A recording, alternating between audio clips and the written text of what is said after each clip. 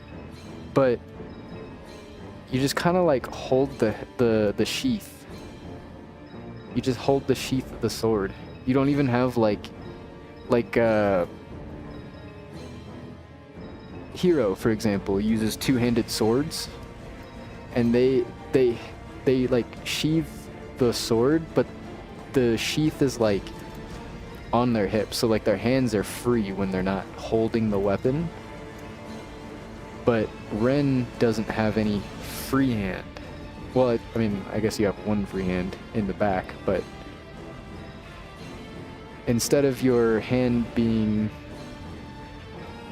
free, it's holding your weapon, which is cool. Okay, we ran out of cubes, but we didn't tier up either. So, what does that mean for me? Enhance. Potential? We can, I guess. 6% attack. Cool. We used one cube and we got it. Excellent. I really want to... I really want to hit 260. Can I do Monster Park? Have I done Monster Park today?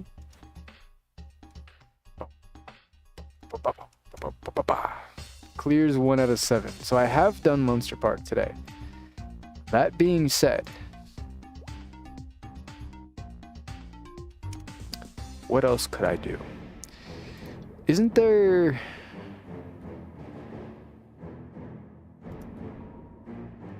There's gotta be something I can do. You know what? I could check... I'm gonna check if any of the frenzy services are open, and they are not.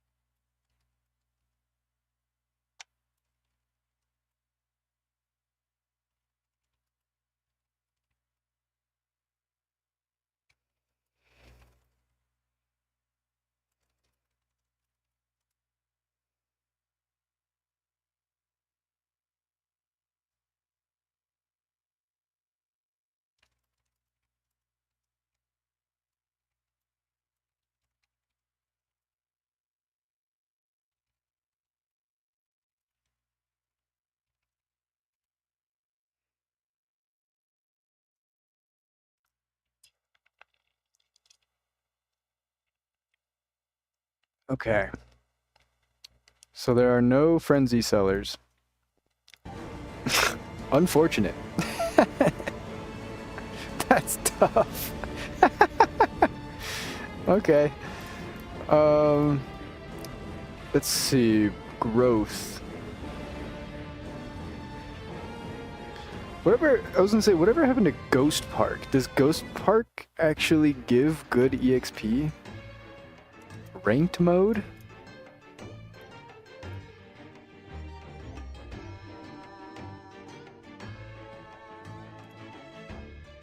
Once these ghosts take huge damage, they'll become immune to the next attack from damage once they lose immunity. You can only enter ranked mode by yourself. All buffs are deactivated when you enter. Also, just in case, use of runes would be restricted if you survive longer than 10 minutes in ranked mode. We want to see you shine in a more extreme situation. No outside food or drinks allowed. You won't receive EXP rewards from ranked mode. Instead, ranking rewards will be given based on rankings per job. If you get first place in your job, I will build a statue that looks like you, exactly looks like you in Ghost Park.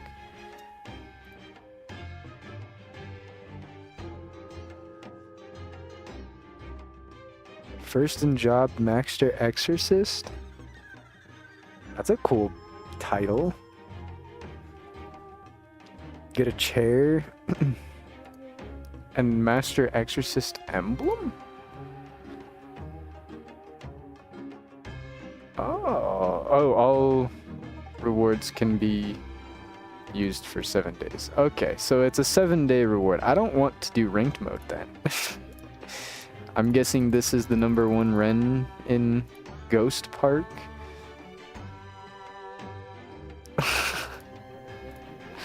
Okay. What is that? Normal mode 10 times. All aboard the funk train. Okay. Give you a ta-da medal. I'm looking forward to see what kind of crazy titan would actually be able to survive 21 levels. But then,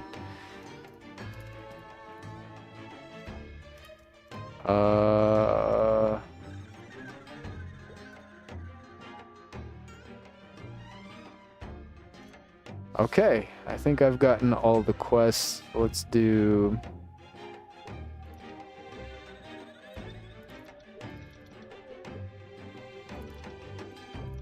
Okay, wait, I need to read this. 1, 2, 3. Area attack occurs at random intervals.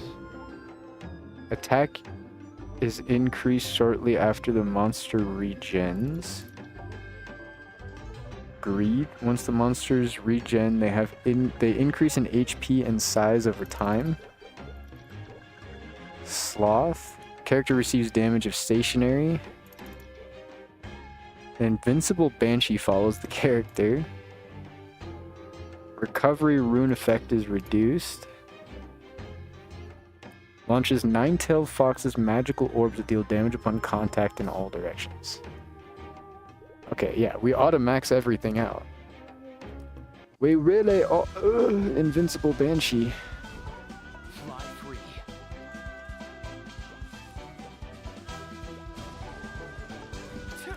Okay, let's put that there. I can't use my up jump. Oh, I'm guessing I need to use this.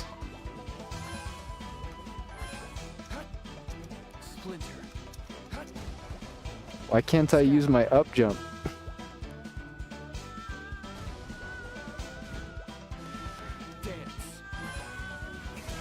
Okay.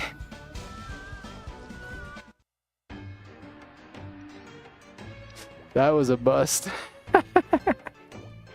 I can't even tell. Did I even get EXP from that? Not really. I don't think I really did.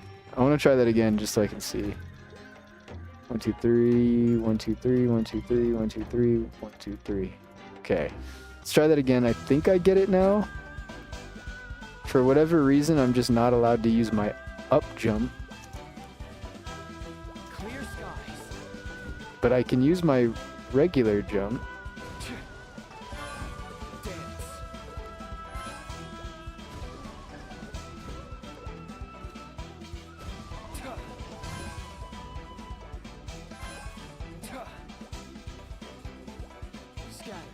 These guys really don't give any EXP, huh?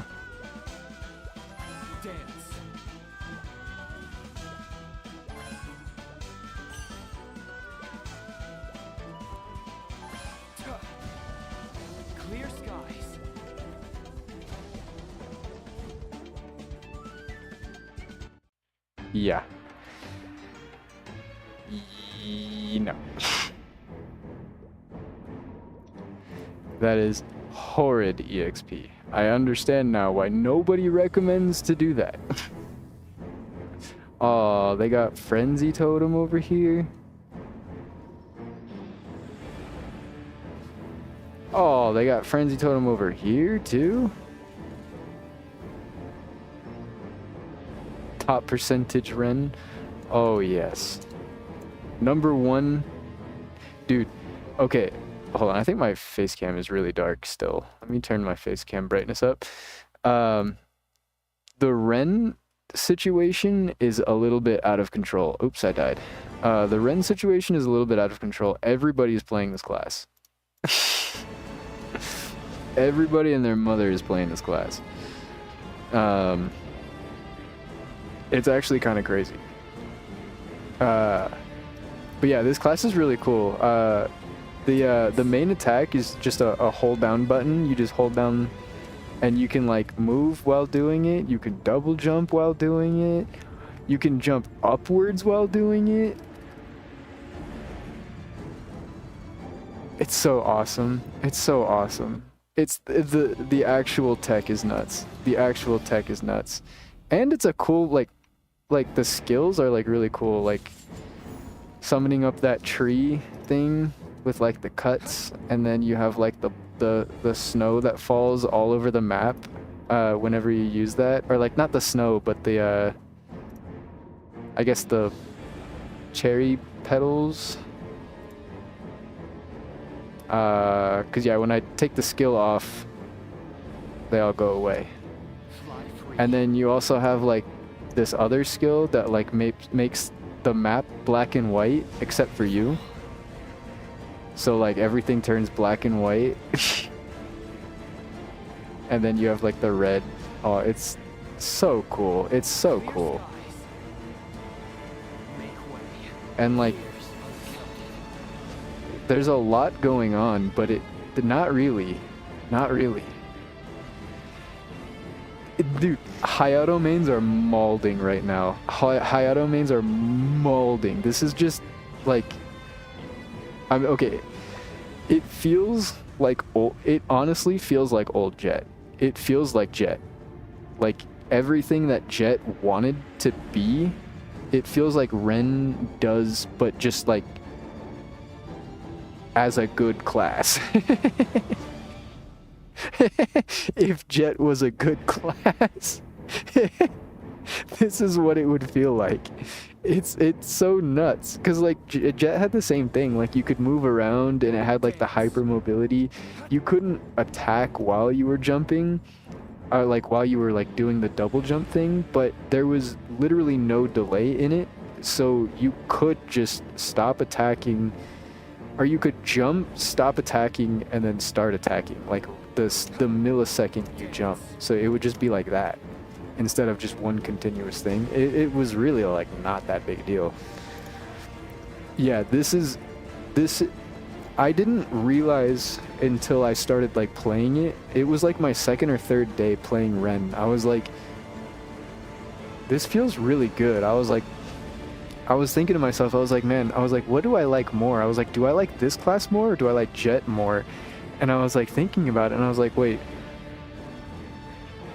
this class is just Jet. It's just Jet as a warrior, and also good. Because like, it has the RNG damage, the same way Jet does. A lot of your damage comes from this, which is a 35% chance on hit to activate. And then you also have your Plum Blossom petals, which is another 35% chance to activate on hit. And you have a Hurricane skill, the same thing Jet had, to proc it.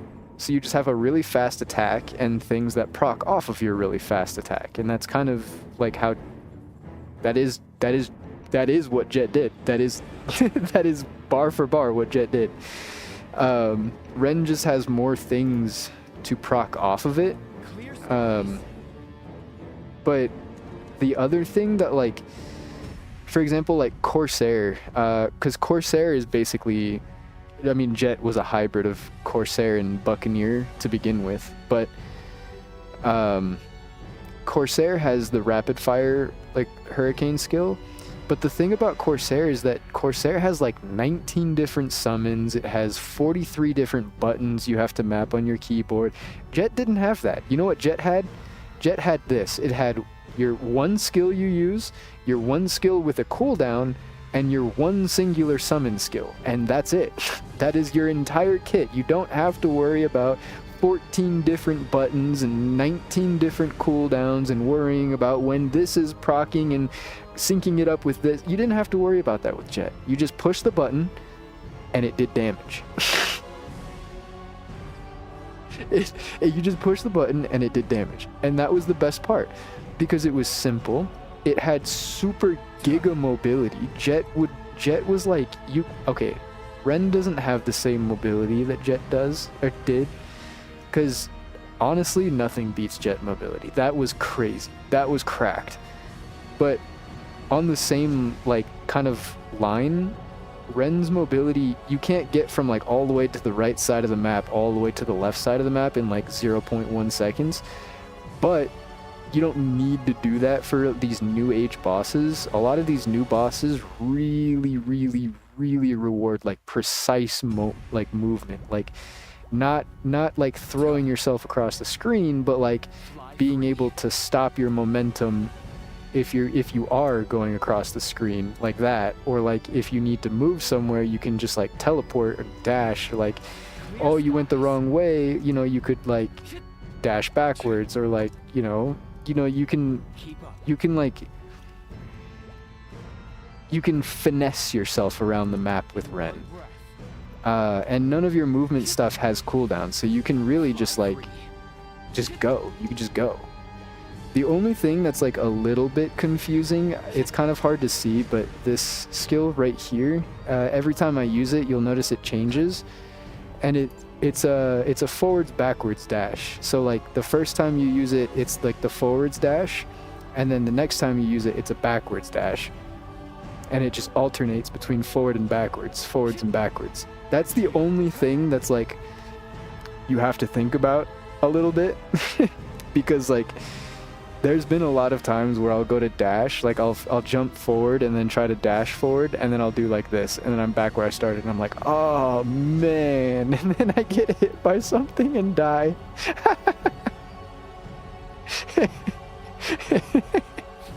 It does happen, but you just need like that quick, like just look at the skill real quick and you'll know, like after a while it just becomes muscle memory. You'll just know it's backwards or forwards dash, and then you can just turn your character around and, you know, do the dash accordingly. So like instead of it just being forwards and backwards strictly, you can do like this and alternate your character forwards and backwards. In one breath. But yeah, that's really nice. The summon that Ren has is absolutely massive. What's up, dude?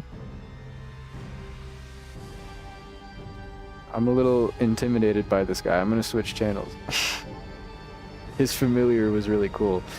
But yeah, the summon that Ren has is absolutely massive. That ball is the summon. It just goes back and forth. No touchy required. It's huge. The ball itself is like the range of most actual summons in the game, let alone moving back and forth like that. But Ren, it just feels so cool. The other thing is this skill right here. I don't know if you're still around, but this skill right here is really cool because in the way it works is it's like 5 different skills put into one. And instead of you having to put all 5 of those skills on a separate key, you only have to put the first part of the skill on the key. And then when you push it, you'll notice it changes from right here, first Imugi Spirit Sword Burrowing Earth. Make way. And now it's final Imugi Spirit Sword Ravenous Spirit. And then if I use it again, It's Final Umugi Spirit Sword, years uncounted. And then if I use it again, it's Blade of the Unbound Heart. And it's such a cool, it's technology. Watching on picture-in-picture or whatever. Oh, no worries, no worries. Yeah, it's one skill, but it just cycles through the skills for you instead of you having to put 5 different skills on your keyboard and pushing them all like in a row or something. You could just push the button.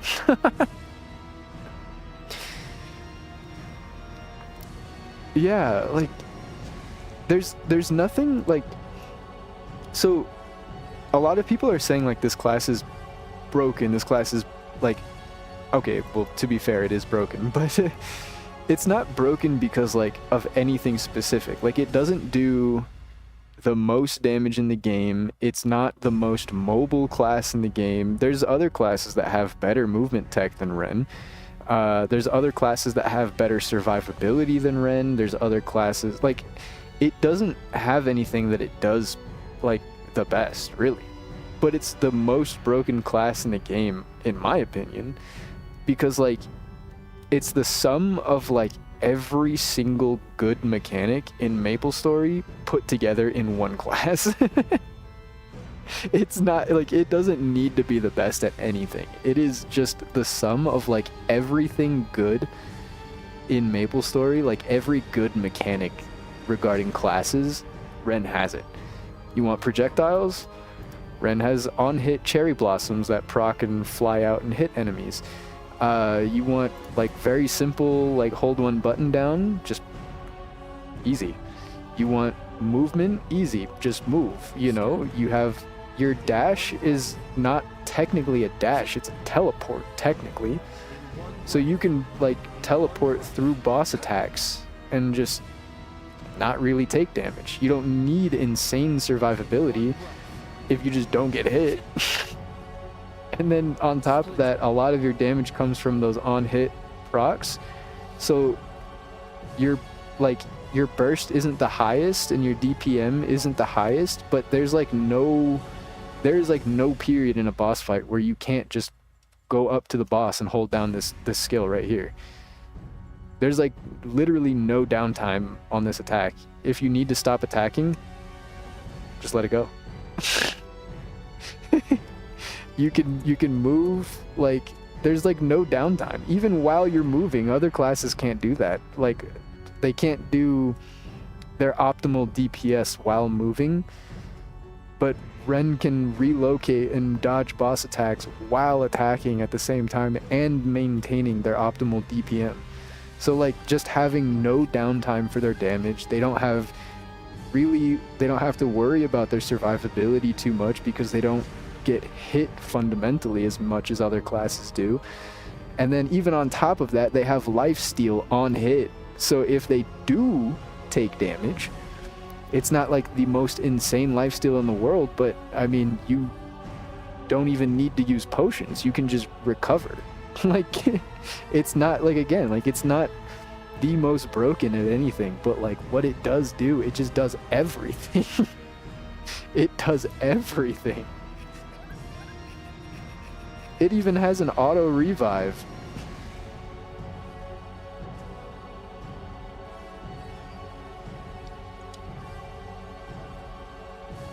And the best part, one of the best parts, one of the things that people kind of dog on the class Bowmaster a lot for being like super easy, dummy, like crayon eating class,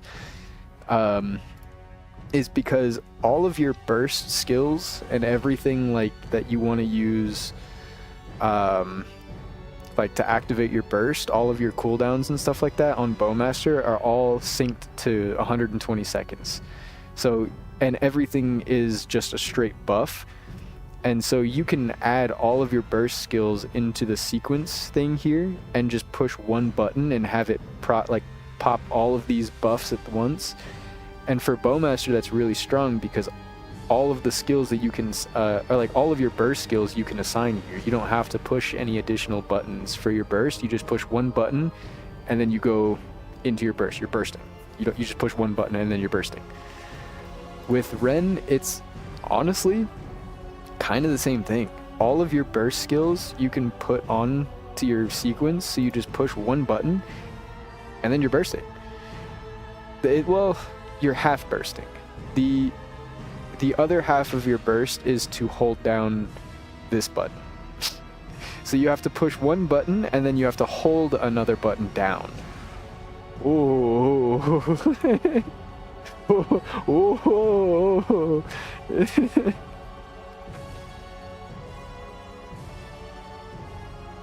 It's really not that bad. It's really not that bad. It's really easy. You can, because, okay, to put it into perspective, like, you were playing Thunderbreaker. Thunderbreaker has a few of its 5th job skills are buffs, like the lightning, I think it's called Lightning Cascade, where it just shoots lightning all over the place. But it also has like the shark skill, where like that shark torpedo thing where you throw out the shark in a straight line. You can't assign that shark skill to the auto, like the sequence thing to use, because like it's an active skill, so you have to like physically throw it out and it's like an attack. But Ren doesn't have that. All of our stuff is a buff, so we can just pop it in the sequence, and then the one skill that we have that's not is the one that we just hold down immediately after pushing the burst buff. So it's really not that confusing to like optimize, I should say. It's really, really easy to optimize this class. But very, very low very, very low skill floor, but it also has like a lot of creative freedom. Oh man, I still have 6 minutes left on the debuff. Let's see, is there any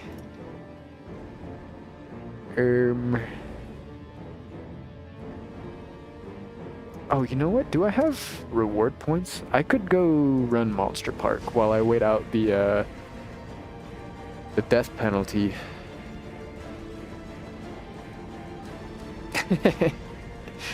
Listen, all I'm saying is, if you wanted to get back into Maplestory, which by the way, this is the new cash shop.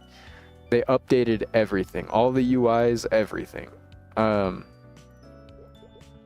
Get some Monster Park tickets.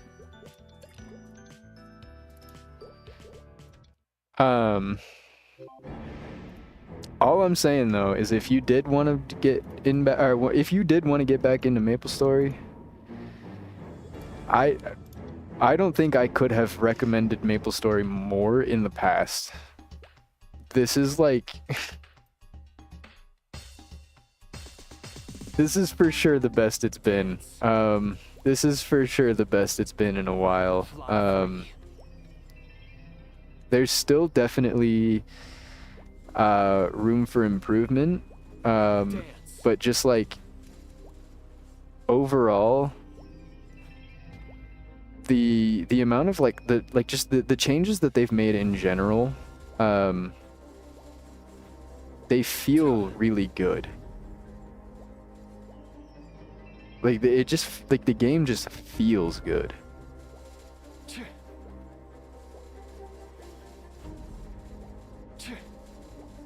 Fly free.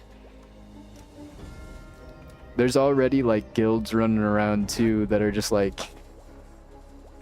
all Ren guilds. Entire guilds of only Rens. Splinter. Dance. Scatter. It seems bad right now because it's like, oh well, everybody is only playing the one class, but like there's a lot of people too that are only really playing the class because of the event right now to level it up and make it a boss mule. They're not actually changing their main but because Ren is just free, there's no reason not to make a Ren and level it up and gear it up with all the free event gear, and then just have a free bossing character that's really good. So that's what a lot of people are doing right now. I am not one of those people. I'm gonna main this class. I say that all the time, but they gave me Jet back. It's over. I've said that about a lot of classes, but those classes weren't Jet. The only class I've said that and really meant it was with Jet. Now hold on.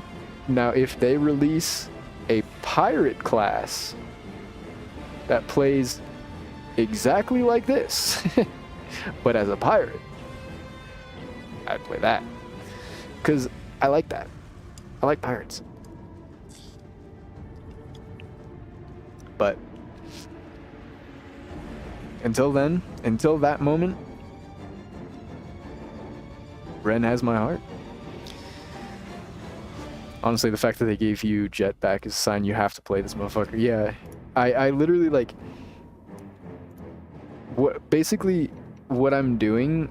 I completely forgot I was doing this, but I was saving up my reward points. I just used like 600 reward points to buy that Monster Park ticket, which I probably shouldn't have done. But I'm saving up my reward points to buy the Platinum Scissors of Karma so I can transfer over gear from my Shade. Like my Superior Golix ring and stuff like that, and like a lot of the gear that's not like pirate specific, like the belts and the pendants and the rings and the face accessories and stuff like that. Things that aren't specific to pirates, I'm just gonna take off of my Shade and just put on this character, because there's no reason, I have no reason to play Shade anymore. Outside of bossing, I have no reason to play Shade anymore. I don't care about Shade. The only reason I was playing Shade is because they took Jet from me. And even then, I stopped playing Shade because they reworked Shade. They took Shade from me. They took Jet from me, they took Shade from me. I can forgive them because they gave me Ren. They gave me Ren. Ren is, like I was saying, Ren is just Jet if Jet was a good class. Like, I've suffered so long playing Jet, and then they removed it, and then I lost my favorite class in Maplestory, and I didn't have a favorite class in Maplestory for so long. And now I have Ren finally. And it's like, you know, it's like, feels good. It feels good. It feels really good. That being said, I know there's a few things that like Jet did that I'm glad that Ren doesn't do, honestly. Not because like I don't want a 1-for-1 carbon copy of what Jet was. Definitely not because of that. But because of like the overall aspects that they improved on to make the quote-unquote Jet kit feel better on Ren. If you implemented a lot of the same mechanics onto Ren that Jet had, it would absolutely make Ren the best character in the game, bar none, like, period. Like, no ifs, ands, and or buts. Because a lot of people forget about this, but Jet had one of its 5th job skills was like a bike that you got on, and it gave you, it was like a minute and a half that you could stay on the bike. And the bike not only gave you like a 40% final damage buff, which is absolutely massive, by the way, It gave you like a 45% final damage buff. It also let you fly, so you could just fly around the map for free for the whole duration. And on top of that, it gave you the ability to have not 1, not 2, not 3, not even 4, but like 12 health bars. So it was 12 health bars, flight, so you weren't even getting hit anyways, and a 45% final damage steroid. If you gave that to Ren, I don't think there would be any reason to play anything else. Just on that skill alone. Just on that alone, if you gave that skill to anything else besides Jet. They gave flight to Ilium. They gave just the flight part to Ilium. And Ilium is like giga unstoppable, never die in bosses.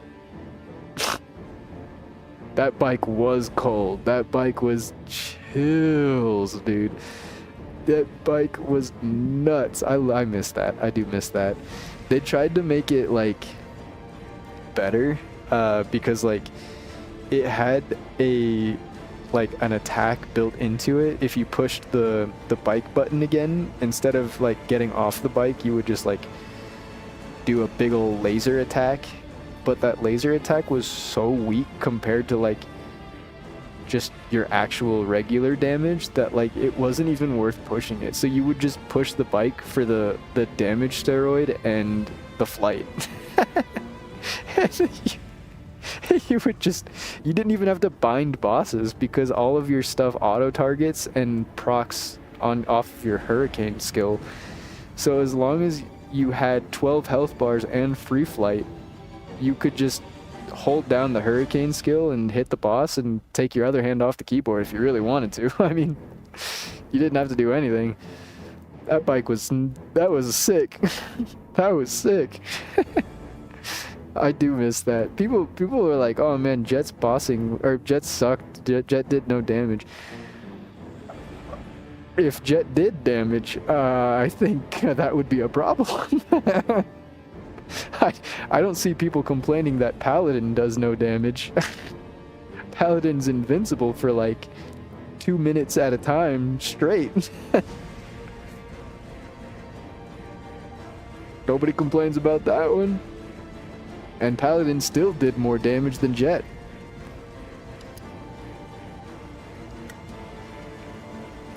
Which is crazy. Although I will say, towards the very end of Jet's lifespan, Jet was not a pushover. Towards the very end of its lifespan, it finally got like a 5th job skill core for one of its on-hit proc abilities. And it got a way to increase the chance, because it started off as like a 2% chance on hit for your rapid fire thing. Or for your hurricane skill to proc your damage, but then they increased it to like 5%, and then they gave you a skill which would increase it to 10% for like 20 seconds or so, or something like that. So it honestly really wasn't that bad in terms of damage. It was pumping out, like if you got lucky on those procs, the health bar would just be like, it would like slowly move, and then it would just be like,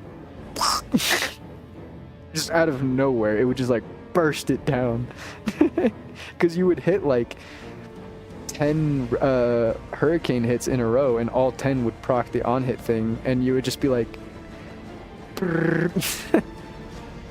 you would just annihilate whatever you were hitting. It did feel really fun. It was really fun to like just hit something and do nothing, and then all of a sudden do a lot.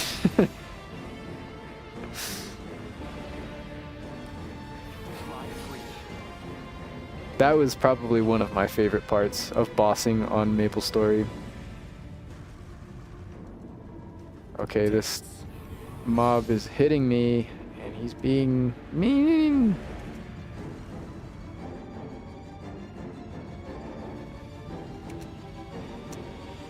Look at all these channels that are full. Oh my goodness.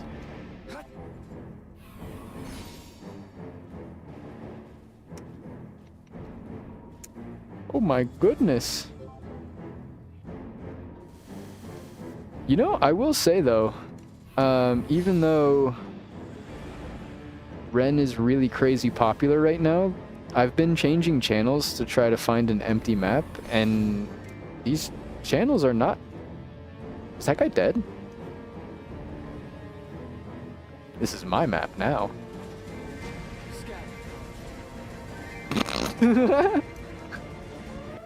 Oh, elite boss.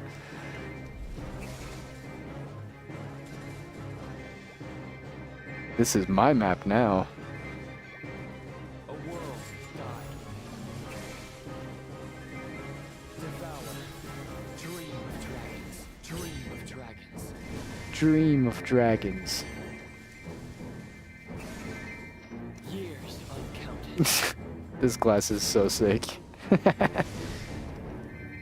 Okay, while we have everything going, let's use a triple EXP booster, a gold potion. Do I have a VIP buff?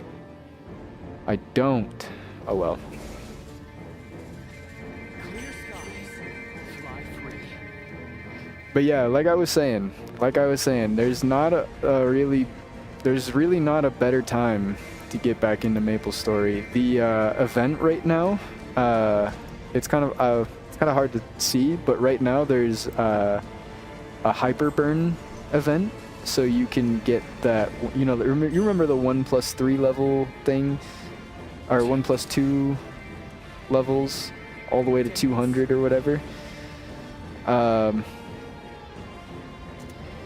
You can. Oh, okay. I was typing. You can have it back. My fault, big dog. I'm not trying to steal someone's frenzy totem. He asked for it. He asked for it. Well, I could have said ask nicely, but I don't want to be like that. No need, no need. I have done that before. Some like they'll just be like sitting there like not doing anything, or like sitting there dead in their map or something, and then they'll come back and be like CC, or like they won't even ask. They'll just be like CC now, and I'll be like, ask nicely. Say please.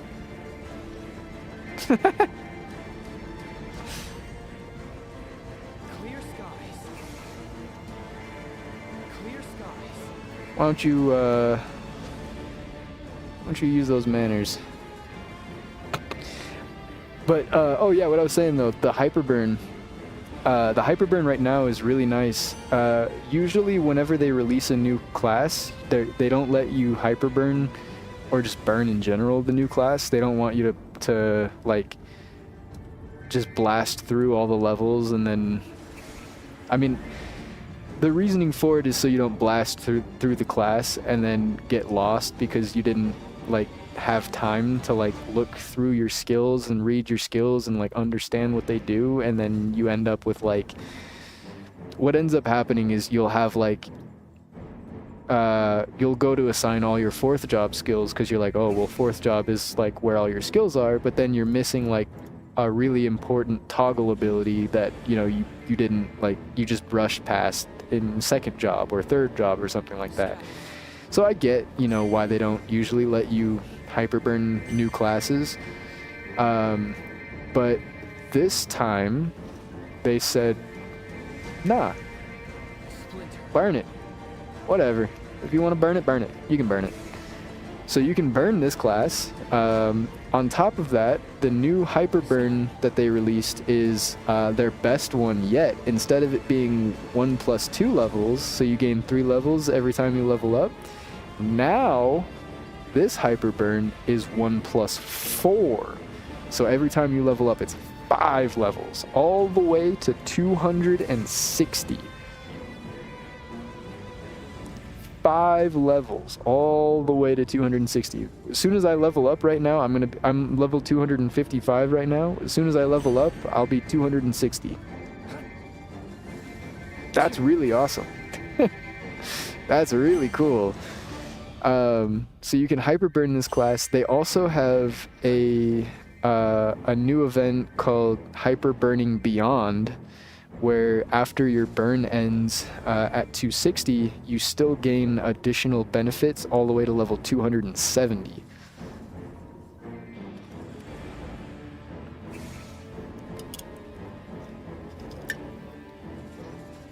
And that really just makes it, because I think the last time you played, they didn't have 6th job out yet.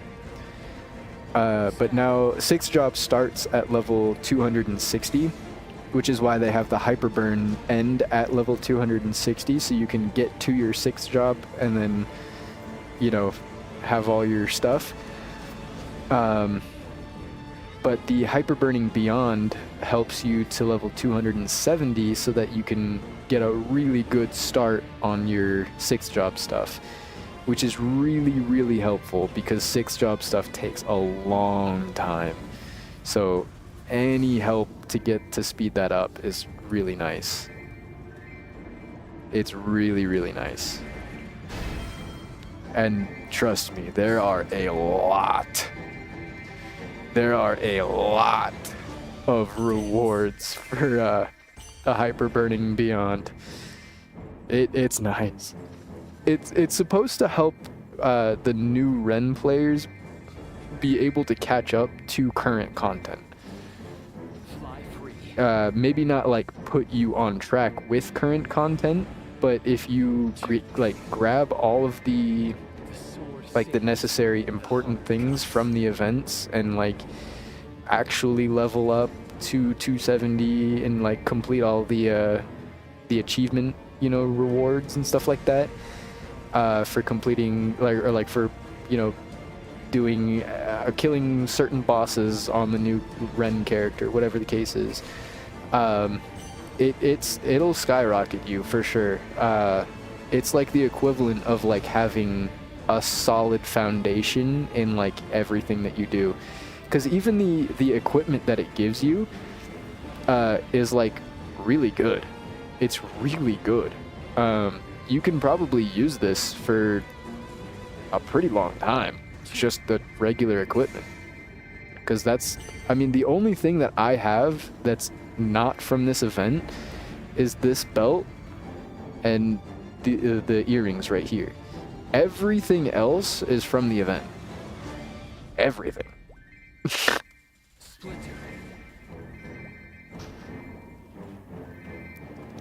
And I'm sitting here farming a map that is 9 levels higher than me.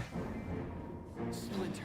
And I don't even have to move. I can just sit right here and hold one button because I'm so strong that, like, I'm fine. I'm fine. Even at level 255.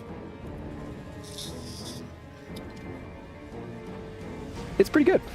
It's pretty good.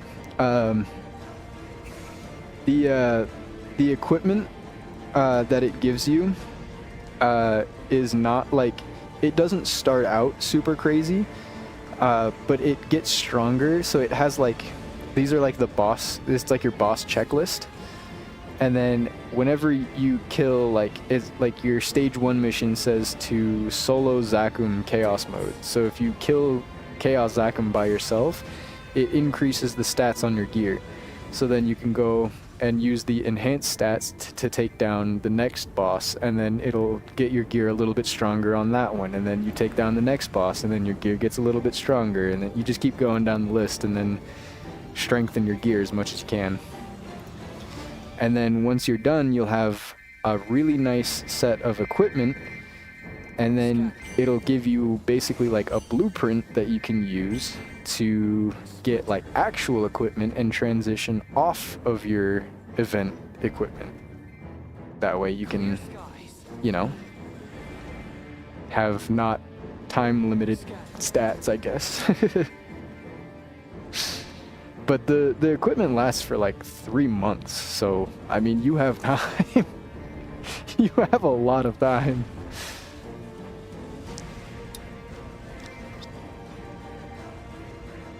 And something else that I didn't think about, they also have this new system called Arthur's Equipment Rental. So if you just need to like fight a boss or something and you're like missing a totem, you can rent a totem for a day and equip it. And the first time you rent it, it's free. The second time you rent it, it costs a little bit of meso. And then the third time you rent it, it costs NX, but it resets weekly. So, I mean, if you really need the rental equipment that bad to like own it, I mean, that is what it is. You had a different problem, I think. But if you just really just need like a totem or something like that for a day for the boss that you need to do for your weekly boss that you can do in one day, you can clear all your weekly bosses in one day. Just get all the rental equipment, clear the bosses, and then you're good for the week.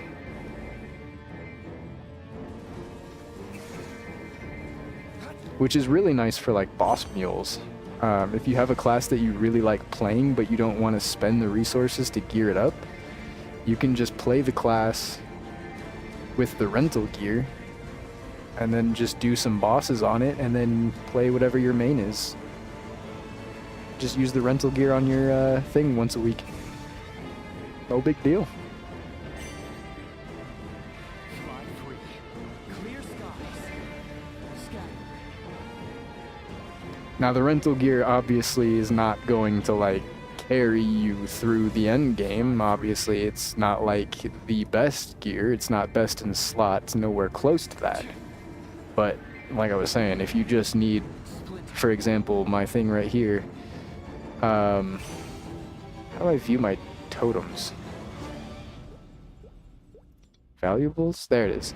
Like I don't have any totems on this character. So if I just needed some stats, I could rent a totem for a day. Splinter. Clear skies.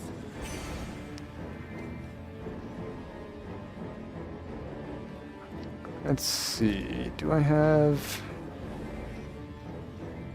anything I can use to speed this up? My inventory is a mess, holy moly.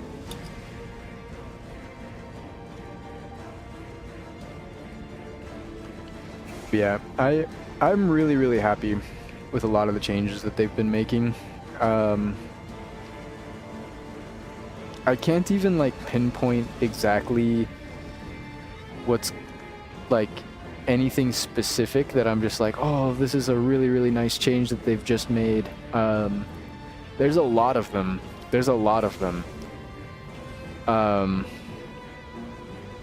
The UI is different. Everything just looks cleaner now. If you want to like, oh, I can't do that during battle. Oh, bags. You have bags now, like a bag UI now.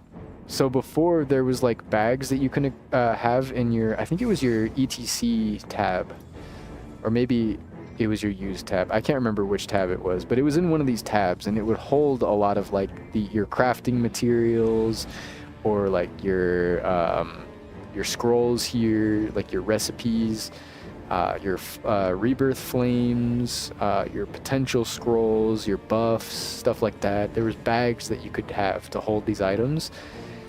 And then you would just double click the bag and it would open like a little like green box that had, it was like a really weird UI. But now they have a bag UI, and instead of you having to like go through and find each of your individual bags in your inventory, you can just click here and go to your scroll bag or your recipes bag or your minerals bag or whatever the case is. You can just go through all your different bags from here. That's really nice. That's really nice. Splinter.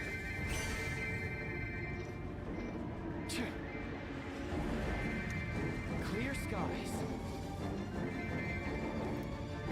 Let's see, what else is there? What else is there?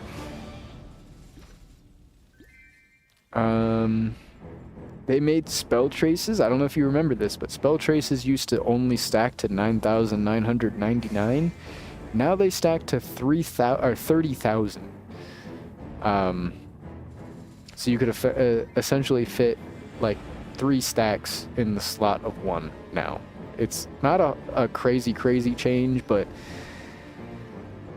golly, does that save you some inventory space. This right here, just these 3 slots alone covered 1, 2, 3, 4, 5, 6, 7, 8, 9. So just these 3 slots consolidated came out to down here. It was all of these slots would be filled up. It's just like a consolidation thing. It's really nice. Familiar cards stack to like 9,999 now. They used to only stack to 99.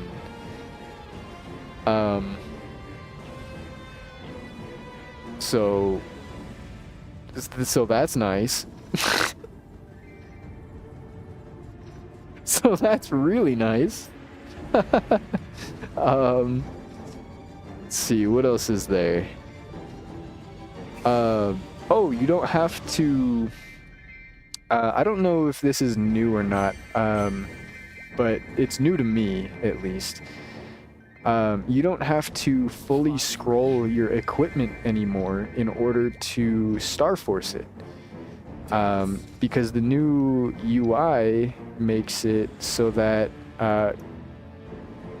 well, that's right, I can't show you in combat, but the new UI makes it so instead of you having to go through all of your scrolls to or like your scroll slots to access the Star Forcing like area, you can just click the Star Force area and then click the scroll area when you want to go back to scrolling. And like you can just switch. So you don't have to fully scroll your equipment in order to like just spend a couple million meso and add a few stars onto it. You can just add the stars now. That's another super underrated change. Mostly the reason like that's such a big deal to me, at least, is because there's been a lot of times where I'll go to upgrade my equipment and I want to add like, you know, I'll see like a piece of gear that doesn't have any Star Force on it at all. And I'm like, oh, well, that's easy. I can just add like 10, 15 stars on that and get like plus 80 main stat, you know, plus however much attack. Just Star Force it. I have the money, you know, right now. I can afford to Star Force the gear. Just Star Force it. But I didn't use all the scrolls, or all the scroll slots. And I need to go through all the scroll slots in order to Star Force it. And the reason that's a huge issue is because some items have very, very expensive scrolls, and some items have time-gated scrolls, like Golux. Golux gear, you have to buy the scrolls with the Golux coins, which is a time-gated resource. You can only clear Golux once a day. So if you didn't have the coins to fully scroll your piece of Golux gear, you can't Star Force it. And you're stuck with 0 stars, not like stuck with at 10 stars and you want to go to like 17 stars or whatever. You're not stuck at like 15 stars and you want to go to 17. You're stuck at 0 because you can't even start Star Forcing your gear. That's super annoying. That was super annoying. But now you can just skip it, just go straight to the Star Forcing, and then go back to the scrolling if you wanted to. You don't even have to. You don't have to start with scrolling.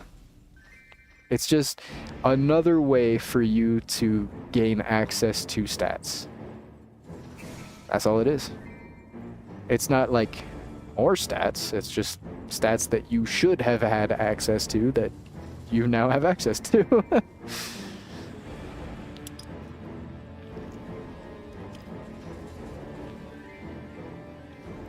Feels good.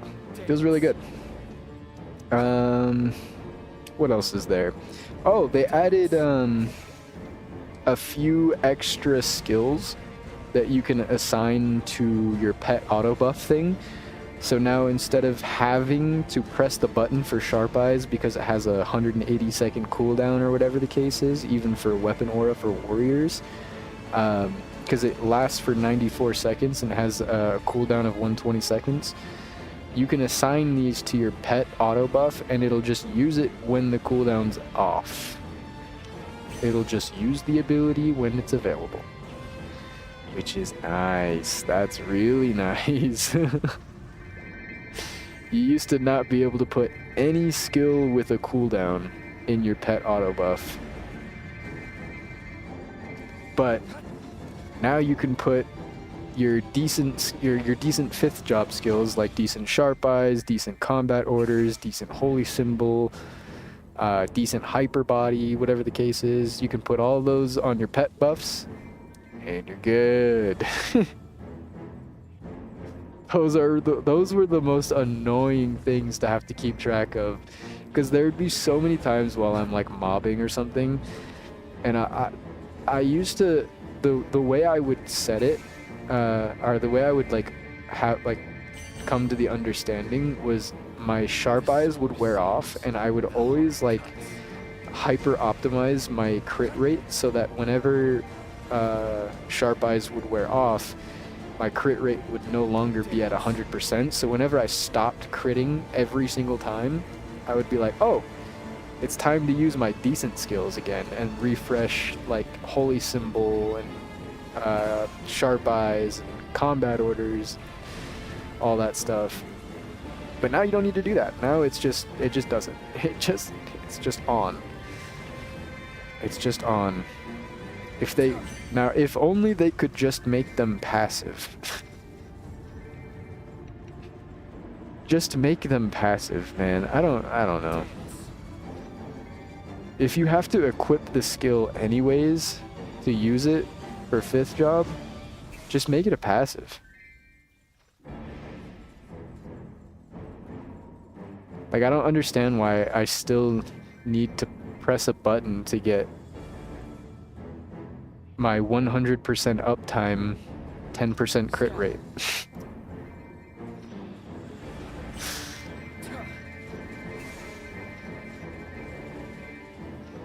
Oops, I did not mean to use that skill there, but that's okay. We optimize, overcome, adapt.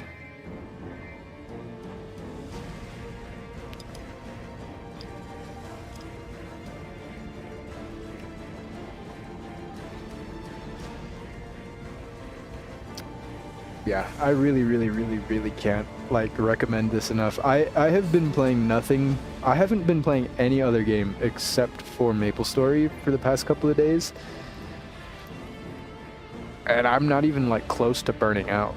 Like usually by this time I'm like starting to feel kind of bored with whatever class I'm playing. I'm kind of like, I don't want to go train, I don't want to go do bossing, I don't want to go do this, I don't want to do that. But that hasn't happened on Ren at all. Every time I log in, I'm like, oh yes, I get to go fight this. I get to go, kill this. I want to go hunt and farm on this map because like it's really easy, and I can just do something like this where I summon the ball right here. I summon the blue ball right here, and then I stand right here and hold down my hurricane button, and it kills the whole map. Everything dies.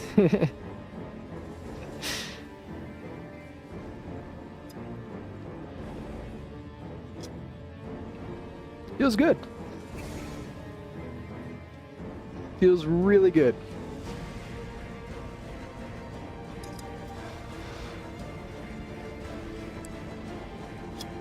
I was trying to like get the last little drops out of this Red Bull can. By the way, has anybody had this, I don't know if you can, kind of hard to see because of my backlight. It's shiny. It's too hard. Oh, it kind of went there a little bit.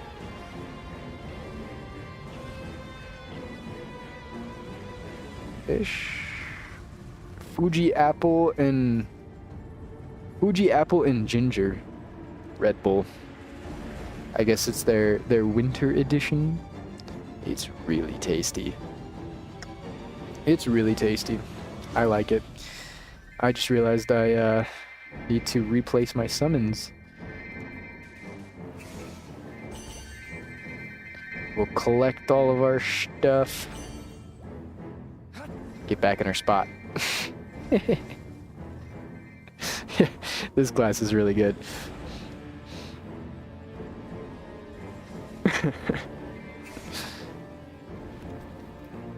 But yeah, I do enjoy the simpler classes, the classes that don't have a ton of things going on.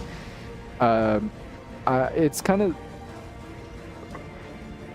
I know we talked a little bit before, because I think before you played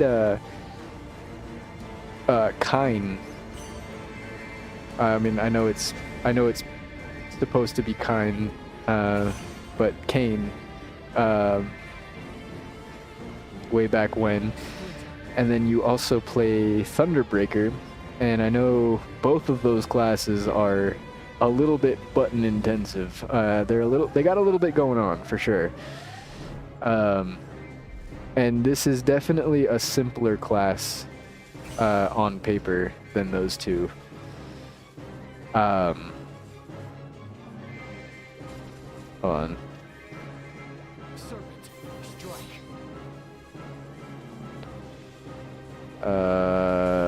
Die. Okay. Yeah, those classes are a little bit more button intensive than this class, but this class does have a pretty, like, even though the skill floor is really low, the skill ceiling is also really high. In terms of skill expression, the bar is really high. In terms of skill expression, the bar is really high because, like, it's all in the movement. It's all in the movement, pretty much. One of the things that makes this class really strong is if you master the movement, what a lot of people are doing apparently is there's a ring in the game called Risk Taker Ring. And the Risk Taker Ring basically increases the damage that you take. So bosses are way more likely to, like, one-shot you and kill you. But it gives you, like, a big damage steroid. And what a lot of people are doing is because Ren doesn't really get hit regardless, they're taking that ring, which is, like, not a ring that, like, any class really takes. TBH, I would want to play something a little less button intensive anyway. I love Thunderbreaker, but it's definitely tiring hitting all those keys every time. Yeah, that's the part that got me off of Thunderbreaker, because, like, I agree with you. I love Thunderbreaker thematically. Just based on aesthetics, Thunderbreaker is probably my favorite class. Like, it's just so cool. The sharks, the lightning bolts, the anchor that you slam down. The anchor was my original. I think the skill is just called Thunderbolt. It's that anchor that you just slam down and then it shoots the lightning up. That skill was my original favorite skill in the game, because when I first started Maplestory, I was running around as a Kaiser.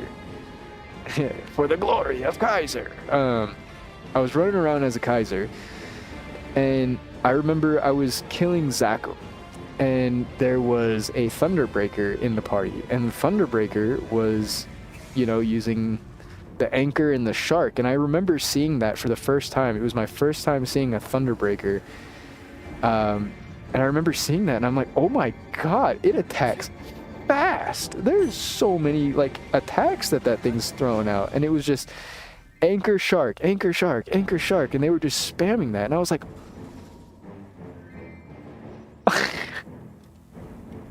back in the day I was like, oh my god, that looks cool. I couldn't figure out what class they were playing because at the time I was still very new to the game and I didn't know you could just like click on them and find out. But I didn't know how to like figure out what class he was playing. But that was like, I remember as like going through and like I was trying so hard to find out what class that was because I wanted to play that class. I was like, that anchor skill is cool. That is a cool skill. It was Thunderbreaker's skill, Thunderbolt, and then I'm pretty sure that's what it's called. And then it was Corsair's skill, Eight Legs Easton, the old octopus that had 8 pistols in each arm, and it would. That was cool. I was like, oh my god, that was what originally. Clear skies. That and obviously Jet, that was what made me like fall in love with pirates in Maplestory, was because all of the pirates had all of my favorite skills, all of the coolest skills, all of the coolest classes. I thought, to me, were pirates. Corsair had the 8 Legs Easton. Jet was the best class in the game. Thunderbreakers had Thunderbolt and the shark thing.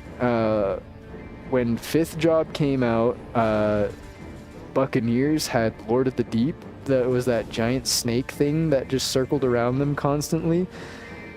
It's just an aura skill. Like that skill is just cool. There's so many cool stuff. But Thunderbreaker will always hold that in my heart, because literally they were like the original class that I saw, and I was like, oh my god, that looks sick.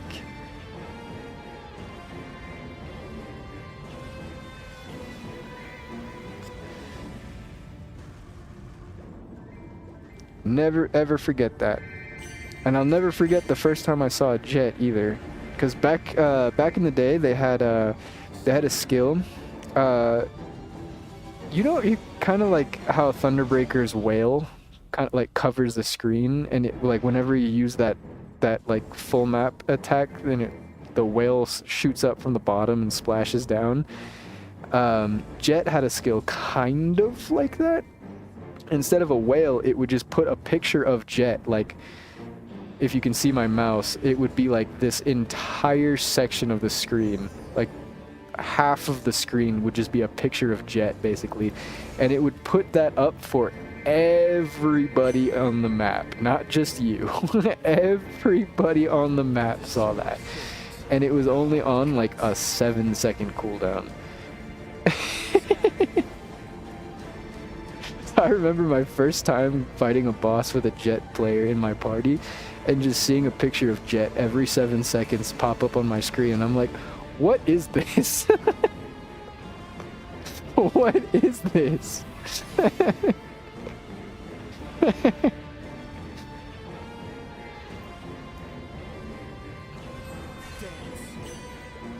Dance. Scatter.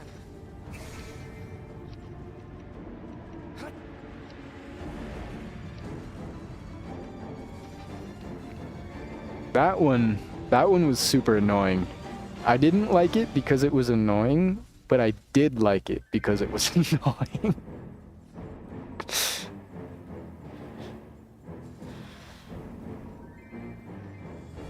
It was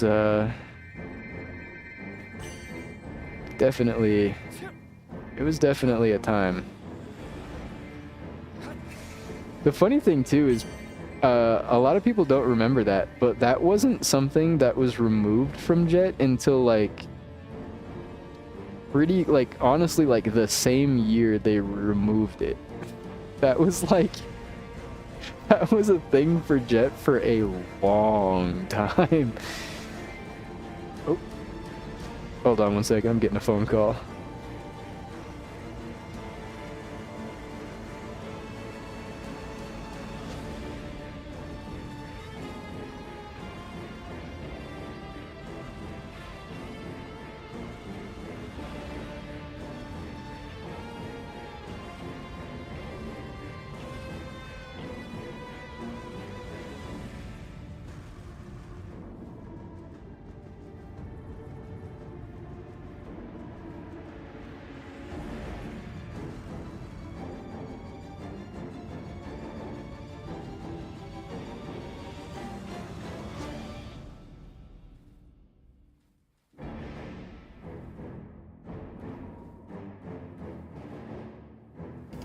Alright, my bad. My bad, I'm back. Brother was just calling there. You can always run. Let's see, let's pick up all this stuff. Dude, that's another cool thing too, is this event has I don't know if you're familiar, but vac pet, short obviously for vacuum pet. Vac pets are really nice. I don't know if you can see, but I'm picking stuff up from like other platforms without being on the platform, because the vac pet is just vacuuming up all the items and sucking them in. And this event has a free 30-day vac pet, so you have 30 days of item vacuum. It's so nice. Oh, it's so nice. I can't wait to buy my own vac pet and have my own vac pet. I really need my own vac pet because, well, for one, vac pets have unique equipment that you can put on them to give them like attack stats and stuff like that, obviously. But also vac pets, once I own one, I won't have to worry about the 30-day duration. It'll just be permanent. Yeah, free. It's free. You don't have to pay for it. I think in regular server, vac pets are like $35 or something like that. In Reboot, they're like $100, and they also have a $15 upkeep cost in Reboot. But free-to-play server, by the way. But in regular servers, you can just use reward points to revive them, so you don't have to pay $15 to upkeep them. And you can buy vac pets from other players, so all you gotta do is really just save up enough meso, and you can have a vac pet. Clear skies. I've got to get me one. It's just kind of tough to fit in a vac pet, because vac pets are like really, really expensive, and you also want to spend your money on like progressing, like getting better gear and stuff like that, so that you can get more money in the future. But also getting a vac pet makes getting the actual money from training easier, and like drops and stuff like that. I don't know. It's tough. It's tough to slot it in with progression, but I don't think it's super bad. I don't think it's really that bad. I think the fact that you can buy it with meso and you can get it with like effort, you don't have to pay for it. You don't have to pay for it, I should say. That just makes it really nice. Just having the option to not pay for it. Whether I do or don't, just having the option to not have to is nice. Clear skies.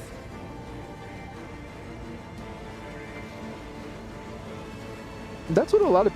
I was talking about this on my last stream too. Someone was talking to me about Reboot versus Interactive World. Because they didn't... I mean, I was mentioning things about Interactive World that they didn't know. And like, even still to this day, I still think the sentiment regarding the Reboot worlds is completely outdated. A lot of people, whenever they get recommended Maplestory, they get recommended to play in Chronos or Hyperion, I think it's called, which are the two Reboot worlds. And I think, personally, recommending that to a new player is the wrong choice. I think that is the wrong choice. I would recommend regular servers, regular interactive worlds, before I recommend Reboot worlds nowadays, because back when Reboot World came out, it was advertised as the free-to-play server. And it was, for a while, it was the free-to-play server, because the only way to progress in regular servers was through pay to win like aspects. You had to buy your gear, or you had to cube your gear with cubes. You know, I mean, cubes cost money, and there's no way to get cubes without paying for them. You could craft cubes, but not really. Kind of.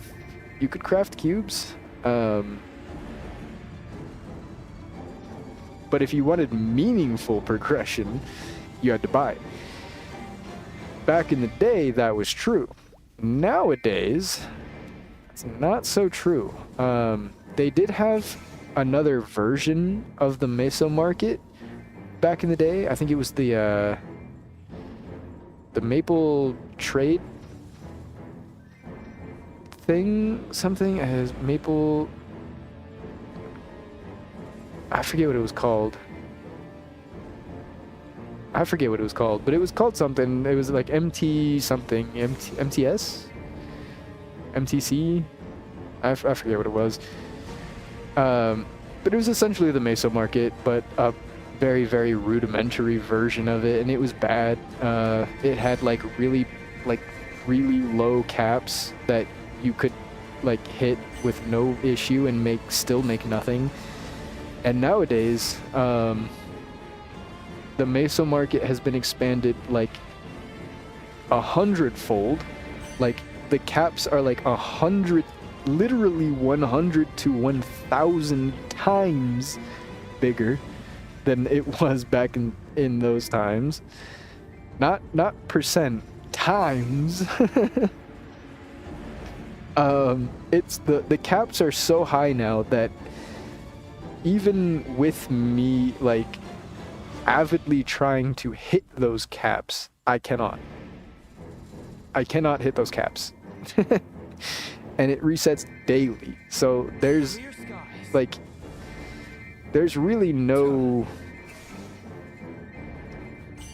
like meaningful limitations on it to stop you from making progress as a free-to-play player. The only thing stopping you from not the only thing stopping you from progressing like fully is time, really. I mean, it takes time to get all the drops, it takes time to farm all the materials, it takes time to craft things, it takes, you know, time to kill the bosses and get lucky with the drops, you know.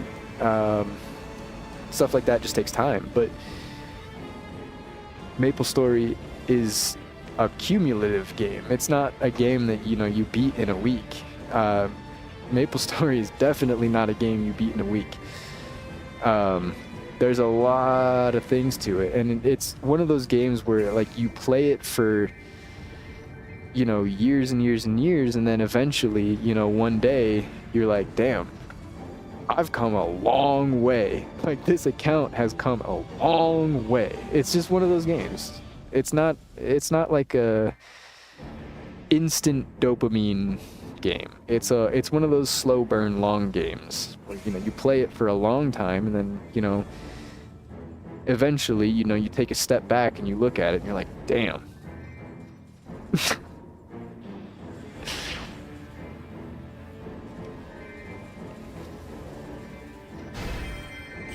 But stuff like that takes time. And I think that's fair if the other alternative is paying money. I think effort is a fair trade-off to not have to pay money. Especially when the effort is like playing the game. The effort you have to put in to get it is not like go out of your way to do X task 1 million times, and then eventually after your 1 millionth attempt you get something. It's, you know, play the game, and then after X amount of time playing the game, you get it. You know what I mean? There's no hard cutoff. You can get lucky. It could happen in a month, or it could happen in 3 months. I mean, but it'll still happen. if you play the game, it'll still happen. You just have to play the game.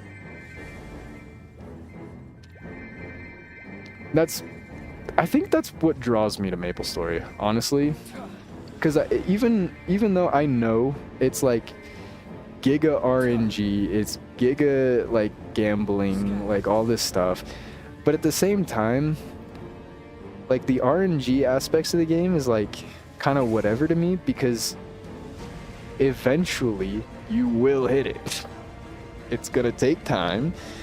You're not gonna hit, 3-line potential on your, whatever your scroll or your cubing on your first cube, but there's not a limited number of cubes in the server. I mean, you'll get more cubes. Just keep trying. You just keep trying. You just keep playing the game, and eventually you'll win. I like it. And it's the same thing with Reboot. But the reason why I cannot recommend Reboot to new players is because Reboot does not respect your time. And if you don't have like the fundamental understanding of Maplestory to begin with starting Reboot, you're not going to be able to progress, because you can't depend on anybody else to help you and like figure out what to do. You can't do that because everyone's progression is different. Just because, leveling up X character in X order worked for you doesn't mean it's going to work for someone else. If, they're playing a class with low crit rate and you recommend all the damage classes, they're not going to have any crit rate. And that's going to feel like crap when they can't consistently kill mobs, because sometimes they one-shot and sometimes they two-shot. Because they're not critting. They get unlucky with their crit lines. It's just, people's progression is different. It depends on what part of the game you're in, what class you're playing, what gear you got, like what you had access to, where you trained at, what you did. Like, there's so many different factors, and it's just being able to like actually look at someone in interactive world and be like, okay, you need this, I can give you this, I can give you 200 node stones to figure out how nodes work. If you were playing off event in Reboot, good luck. I hope you get enough node drops from the mobs, except you probably don't know that the mobs drop nodes like that because you're a new player. You know what I mean? Like, if you don't have that intrinsic knowledge of the game, how can you succeed in an Iron Man server? That's just not even fair. You need the background knowledge to do anything in Reboot. And even then, you put all this time to figure out all these mechanics in Reboot, or in Maplestory, and how the server, like how the game works. And then you're locked out of like half of it for Reboot. You're locked out of like half the game in Reboot, dude. Not actually, but like there's so many different mechanics, like legendary familiars. You can't go past unique in Reboot. Trading, you can't trade in Reboot. You can't get bonus potential in Reboot. There's no scrolls in Reboot. Like, that's like half of the upgrade systems in Maplestory. Dance. It's tough. It's tough. And then you also have to expect them to be able to clear all these like difficult bosses while not even understanding the game. Shout out to back when you hooked me up with nodes so that I could learn how it works and just get decent ones to start. Reboot doesn't seem nearly as interesting to me. The multiplayer functions are half of Maplestory. Without them, shit feels so limited. Even even with the limited like multiplayer functionality, because they've honestly gutted multiplayer in Maplestory. The party quests used to be really good in Maplestory, and then people got annoyed with progression being tied to like other people, and if there was like not enough players to run a party quest, then you just couldn't progress, because that was how you progressed, was through party quests. People got annoyed at that, and I understand that, but I do really miss party questing. I miss loading into a map with like 4 other people, hunting in one map with a bunch of other people, just like starting random conversations with people. It was fun. That was how I met Nick, actually, through Maplestory party questing. Was how I met Nick.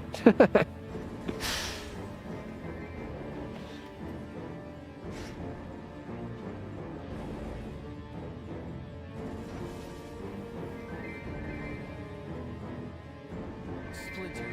Scatter.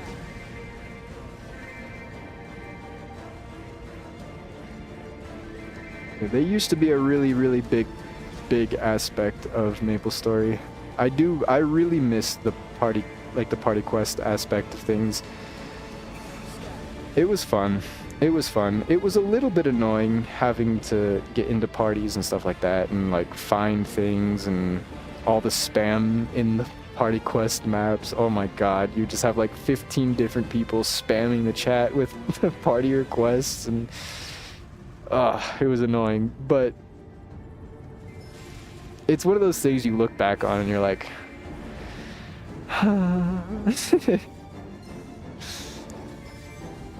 honestly, I don't even mean just strict playing together, but stuff like the auction house, Mesa market trading lets you contribute to your friend's progression. Yeah, progressing alone feels like crap in Maplestory because of how RNG dependent things are. You end up, what always happens every single time without fail in Maplestory, whenever you try to put a progression party together, is you have 1 or 2 people in the progression party who gets very lucky, and they get giga damage, and they outscale everybody else in the party by a landslide, and the other people in the party have to play catch up for the entire thing until the boss party finally falls apart, or the progression party finally falls apart, because the people who got lucky in the beginning are no longer progressing because they need so much to progress that partying up with people who still are missing the things that they're missing is just not worth it at all. And that's what happens 99.9% of the time.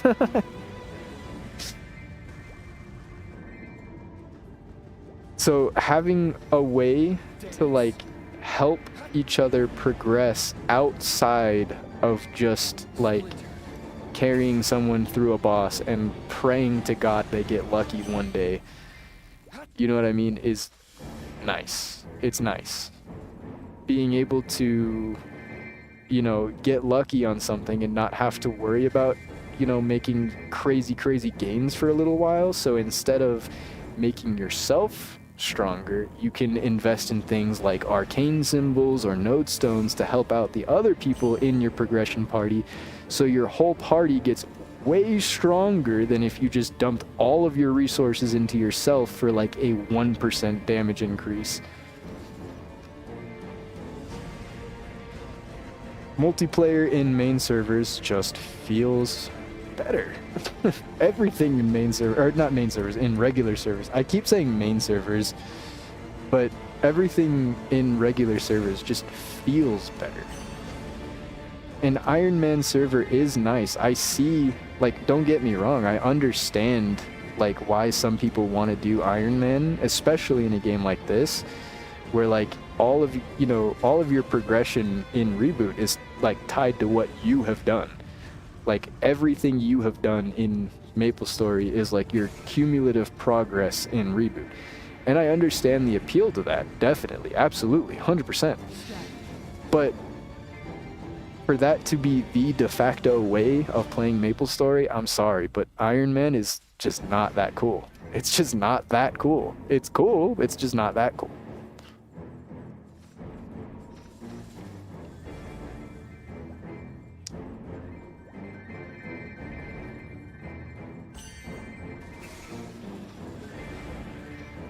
I do not get the appeal.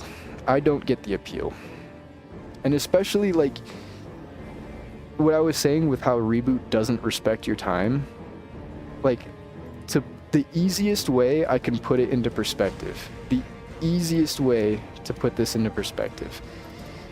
This whole time I've been farming this map, the entire time I've been farming this map, I have gotten a total of 0 of this item right here, Gilded Clockwork. This is an item from an event that's running right now. Whenever you kill mobs, they have a chance to drop this item, and this item is basically like a spawn booster. So you can double click this item, and it will spawn a bunch of enemies in the map, extra enemies, not like regular enemies. It'll spawn extra enemies that drop slightly increased EXP. And you can use them 10 times a day. Now, that whole time I've been training, which, mind you, this is my second 3x 30-minute coupon, so I've been training for almost an hour here. I've gotten 0 of these items. This is the spawn rate that Reboot has. The regular server spawn rate, not with Frenzy, not with anything else like that we have access to. I've gotten 0. You are intended to have access to at least 10 per day. The amount of grinding you have to do to get those 10 is ridiculous. I just played for about an hour and got 0 on Reboot spawn rate. 0. Now, why is it better in regular servers?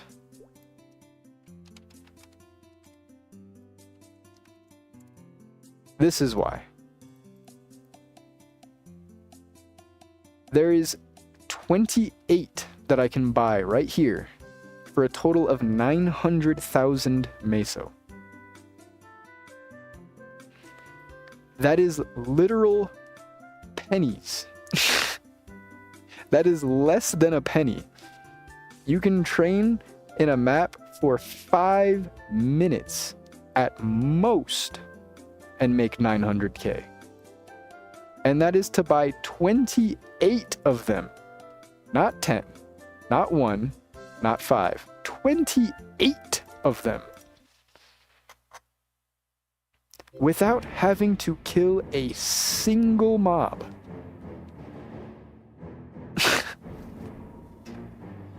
I think main servers with the Legion system, muling, and twinking out characters honestly accomplishes that too. Of feeling like it all plays into your account. It does. Like I was saying, like with Maplestory is a progression game, and like what I meant more so with the like everything like accumulating together is more so like with Reboot, because you can't trade things like having like arcane equipment from Lucid and stuff like that is like a big deal, because you have to work your way up to Lucid on each character and kill Lucid and get lucky on the drops in order to get like that gear. But in main servers you can just get it. Like you don't have to do anything. You could just get it. It's nice because you still have to put in work to have the funds to be able to, quote unquote, just get it, just get the equipment. You still need, like, the equipment's not like, it's not like the Gilded Clockworks that I just brought up. It's not like 900k and then you're good. It's a couple hundred mil. It can be a couple hundred mil for sure. Getting all your arcane gear is not cheap. It could be like up to 1 billion meso. But in the grand scheme of things, 1 billion meso to an account that has 9k Legion is nothing. It's really not. And so in the same way that putting a lot of, effort into having a bunch of characters on your account, like in Reboot, where you have to have like every character on your account is a boss meal basically, so that you can kill weekly bosses over and over and over and over again and transfer all the money onto one account or one character. Instead of it being like that, you can just focus on the one character you like playing in interactive world. You can just focus on the one character. You don't have to have 10 boss meals. You can just have the one character. And you're fine. If you want extra income, sure, go right ahead. But you don't have to. In Reboot, you have to. There is no avoiding that. There is no avoiding that. If you want to hit endgame, you have to have boss meals. That's just how it works. You need to have the income from several characters to transfer over into one. Which means you have to progress multiple characters. You have to go through the entire progression, all the way from like the 140 Pencilier gear to Rudibus to Absolab to Arcane to Dawn to the pitched boss accessories and all that stuff. You have to work your way up each individual one, get new gear, replace your gear, tier it up, farm for 9 million hours to max it out, get the next tier of gear so that you can restart and grind for another 9 million hours for another 1% of damage increase. If you like farming, it is what it is. I like farming too, to a certain point. Up to a certain point, I do too. It's what Maplestory is. Maplestory is a farming game. But I don't want to have to spend 14 hours a day grinding Maplestory when in regular servers I can just log in and get my gilded clockworks from the auction house, use my 10 per day, and I'm good. I'm good. I don't need to do all that stuff. That's what I mean about Reboot World not respecting your time. Because so many of the things that you have to do is just like, it's ridiculous how much time it actually takes to do. And not just time either, it's time and effort, and you have like all these different systems that you need to know about. You can't get away with just, skimming through things and, pray you understand it. The Maplestory is not forgiving like that. It's not. It's a hard game, and you need to like optimize things sometimes. You need to know how to optimize, and if you don't know how to optimize because you're a new player, you just get shit on. And that's just how it is.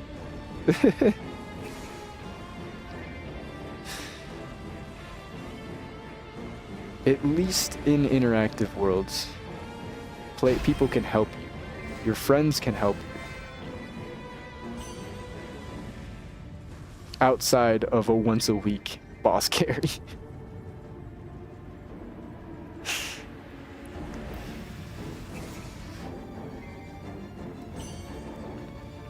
Like you, for example. If you wanted to come back, I have 7 billion meso on me right now as pocket change.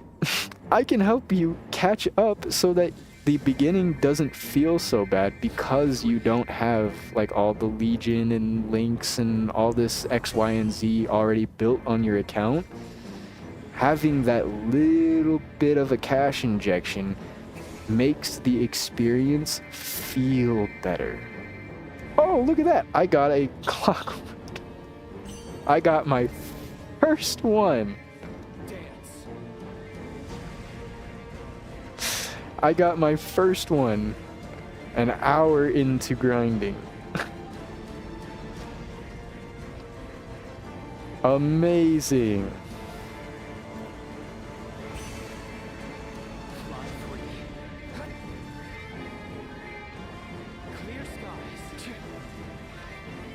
Amazing.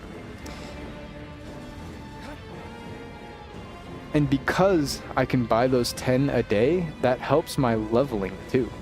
Because now I can level up, I can get all 10 of those things a day. If I wasn't playing in interactive world, there's a 0% chance that I would be getting all 10 of those clockwork things to max out my 10 daily uses. 0%.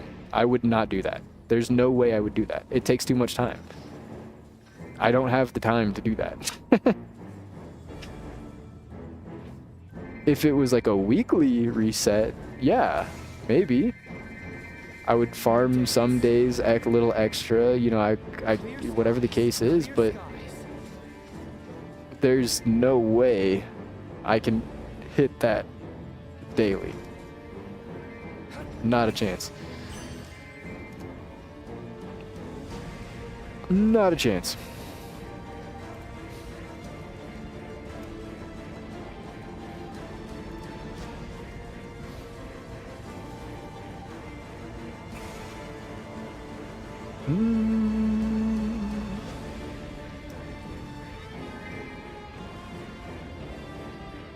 Now you could argue, I would say the strongest argument for playing Reboot over interactive worlds is that you can get to the end game quicker. And that is true. If you assuming you had a decently funded account at like 8k Legion, not even 10k, just 8k Legion, assuming you had that to start, which is a crazy start, by the way, assuming you had that, you would probably reach the end game. Not even probably. You would reach the end game of Maplestory easier than you would in interactive worlds. Assuming you only you're self-funded, you grind for all of your stuff, you cube your own gear, everything, scroll your own gear, all of that, the whole 9 yards, everything you do by yourself. You would progress faster in Reboot. Absolutely, 100,000%. That being said, just getting to the end game does not mean that you can get past it. That is where interactive world beats out Reboot, because there's just so much extra stats that you get from interactive world, from having things like scrolls, from having things like bonus potential and legendary familiars, that like you beat out the damage that you can do. Like the weakest class in interactive world is stronger than the strongest class of Reboot. That's just how it is. Because assuming, that the interactive world class has, good scrolls, their bonus potentials are like on point. They have, 3 legendary familiars. The amount of damage that you gain from that is insane. It's the difference between like Reboot players having like 70k stat and interactive world players having like 150k stat. It's like, it's a big difference. It's the reason why actually a lot of people in Reboot are complaining, or they have complained in the past. I don't know if it's better now or what. Obviously I don't play Reboot, so I don't know. The biggest issue is that when new content comes out, Reboot World can't clear it. It's not that it takes a while. They cannot complete the content because they don't have the damage anymore. It's like the scaling is getting so crazy that this, like, to balance the game around like the interactive worlds, with the amount of things that Reboot Worlds are lacking, they can't clear the content on release. That feels bad. All that thousands of hours of grinding to not even be able to clear the content.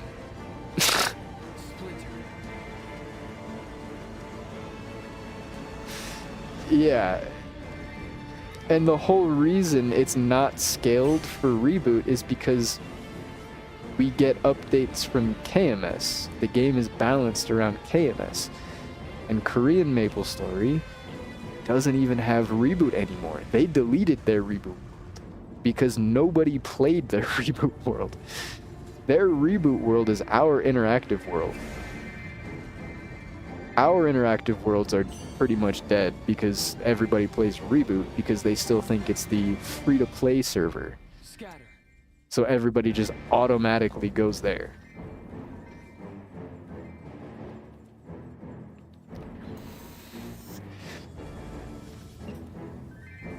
Which is really weird. In KMS, the reason they didn't like Reboot World was because they had established accounts in the interactive worlds and they didn't want to give up the stuff that they had spent money and like paid for and, you know, accumulated, which is understandable. I totally get that, not wanting to switch to the Reboot world. But for their Western audience, the sentiment around being able to play the game for free truly was like a really big deal. It was a really big deal, and I totally get why it blew up the way it did. But in KMS, it did not blow up that way, and they just didn't care. On top of all the Iron Man stuff, and their progression already being rooted in, you know, the interactive world, there's no scrolling, there's no legendary familiars, there's no bonus potential. You're just weaker. You're just weaker. Why would you go to a server where you're weaker? That was like the whole sentiment. They didn't like that. Why would you go to a server where you're not allowed to use half of the upgrade systems in the game? You're going to be missing a lot of damage. Like a lot. And they saw that. They saw that early. They saw that early. And they didn't play it. It didn't blow up. But over in the Western audience, it did blow up. And we have Reboot, even though KMS deleted Reboot because they didn't have enough players to like facilitate keeping the server and all the upkeep costs and everything like that. So they just turned it into a regular world. It's just a regular interactive world.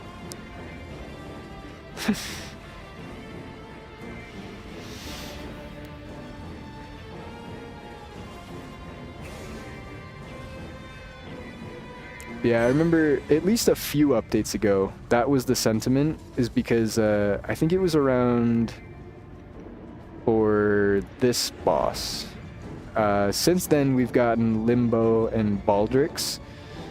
But I think around when Kaling came out, maybe even Kalos and Kaling, when they came out, Reboot World was starting to get to that point where it was like, these are like our top players in the entire server, and like our top 5 players in the entire server have to like form a super party of like all of the top, like just the top players in the entire server in order to clear the content. And they're the only ones that are able to clear the content.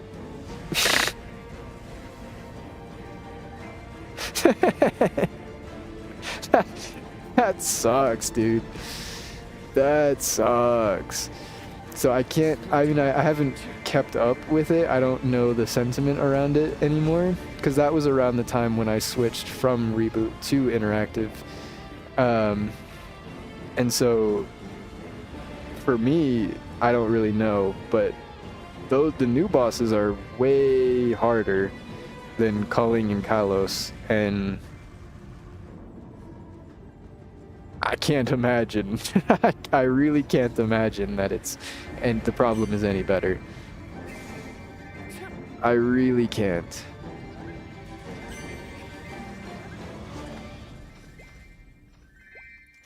Especially because Reboot hasn't had any kind of like significant power creep.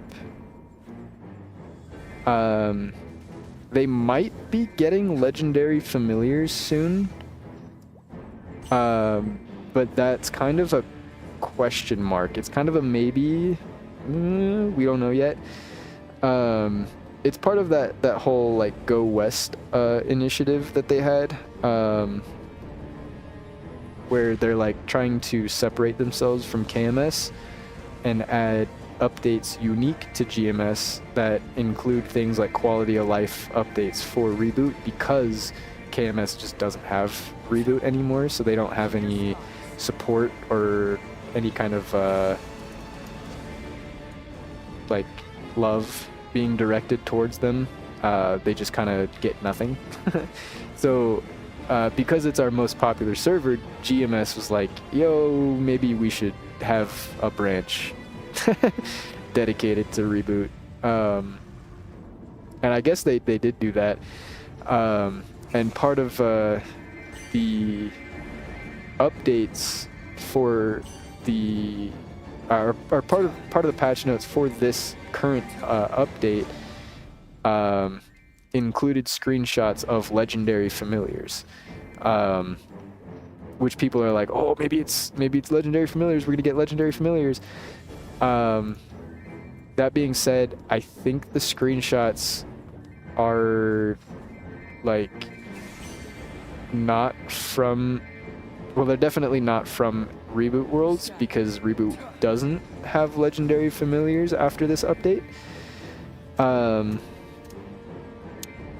But it's up in the air. I think it's up in the air. They haven't outright said no, it's not gonna happen. They haven't said it outright. They know people want it. It's been like one of those things where like the entire community hounds Nexon on it. Legendary fams win. Legendary fams. We want legendary fams in Reboot. Put legendary fams in Reboot. Let Reboot have legendary fams. They are so loud. They want it so bad. And they've added other quality of life things for Reboot that, you know, players have been like super loud about in the past.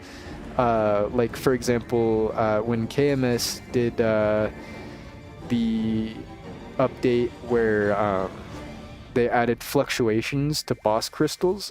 So whenever you kill a boss, you can sell the boss crystal to the NPC, the collector NPC, and he'll give you mesos based on like the difficulty of the boss. So the harder the boss you kill, the more meso you get. And in KMS, they introduced like fluctuations based on how many players are, you know, selling that particular crystal. So basically, if, you know, everybody is farming Chaos Zakum and selling Chaos Zakum crystals, then the value of Chaos Zakum crystals would go down. And so, like, you wouldn't get as much money from that. But if you sold, like, Black Mage crystals, and not a lot of people had been selling Black Mage crystals, then you would get a lot more money than you would normally get. Which is kind of a rich get richer thing, and people didn't really like that, myself included. I'm not really a big fan of that, because that just means that a lot of the content that people can't do, like for example Black Mage or Calling, or like the brand new boss Baldrix, that would mean that like those boss crystals would sell for a pretty good amount, and everything else would just go down in value. Clear skies. And that's pretty much exactly what happened in KMS. A lot of the boss crystals that nobody farmed went up in price, obviously, and then the boss crystals that you know, everybody had access to and, like, you know, used to help fund their you know, lower level accounts, like, you know, maybe you don't have a level 290 character that can clear Baldrix, but you do have a character that can clear Chaos Zakum and Hard Magnus and Hilla and maybe even like Lucid, Will, all that stuff. Those are considered the baby bosses now. And I mean, it, like, a lot, you're going to be killing those bosses for a pretty long time. I mean, you're not going to right off the bat jump in and start killing Limbo. You know what I mean? Like, it's going to take a long time to get there. So being locked out of good prices for boss crystals is like, that literally only hurts new players. It helps endgame players and only hurts new players.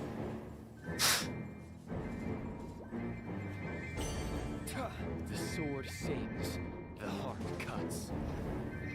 Dance. So we didn't have that, or we basically, GMS just said, no, we're not doing that. Especially because the main reason it's not so bad in KMS, even though it is technically worse, a worse system, the reason it's not so bad in KMS is because KMS has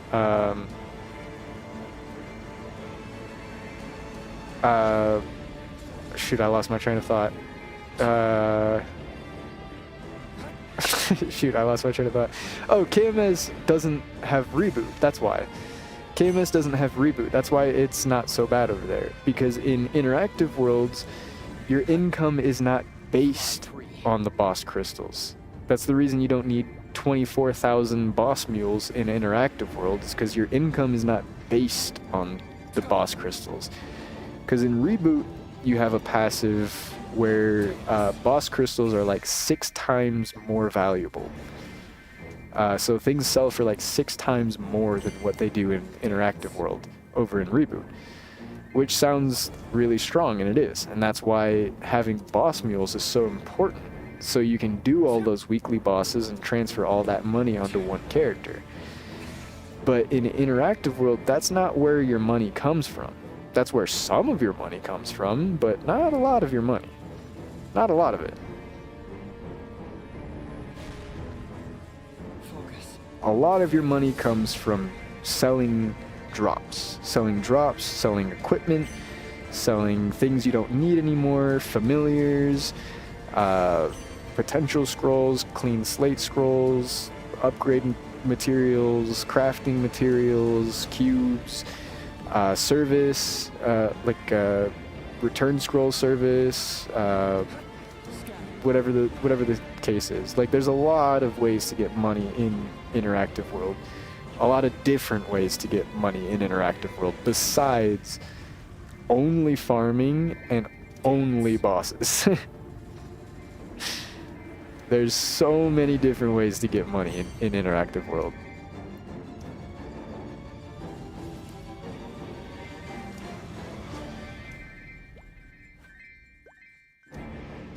Boom, boom, boom, boom, boom, boom, boom, boom, boom, boom, boom, boom, boom, boom, boom. Yeah, I really want to do, I want to get caught up and do some of the new content, because I saw this with Limbo. I've never seen the Baldrix fight, but the Limbo fight is really cool. The Limbo fight is really cool. I've never seen the Baldrix fight, but there's a new boss in KMS, and it's coming out very soon here in GMS, called the First Adversary. And that boss fight looks sick. that is a sick boss fight. You get like a special skill that you can only use in that boss fight. It's like a parry skill, and you're intended to like parry specific attacks that the boss does and throws at you to like complete certain mechanics, which it like adds this whole extra layer to things, and like it's cool. It's cool. It's cool. A lot of I've noticed some of the new bosses don't really have a lot of like emphasis on lives, like how in a lot of the earlier bosses do, where like, you know, you have like 5 lives to clear the boss or 10 lives to clear the boss or whatever the case is.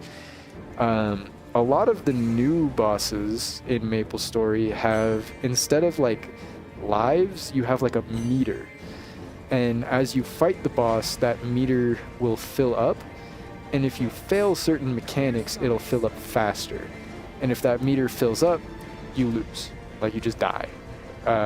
You die out, the boss fight ends, you're done. So it's kind of like it's basically the same, it's essentially the same thing as lives, because like you still, like, you need to dodge the attacks, you can't, like, you can still die, you can lose all of your health and not be able to attack anymore, but you can just revive. I got everyone and their mom calling me at work. Dude, that's so annoying. I hate when that happens.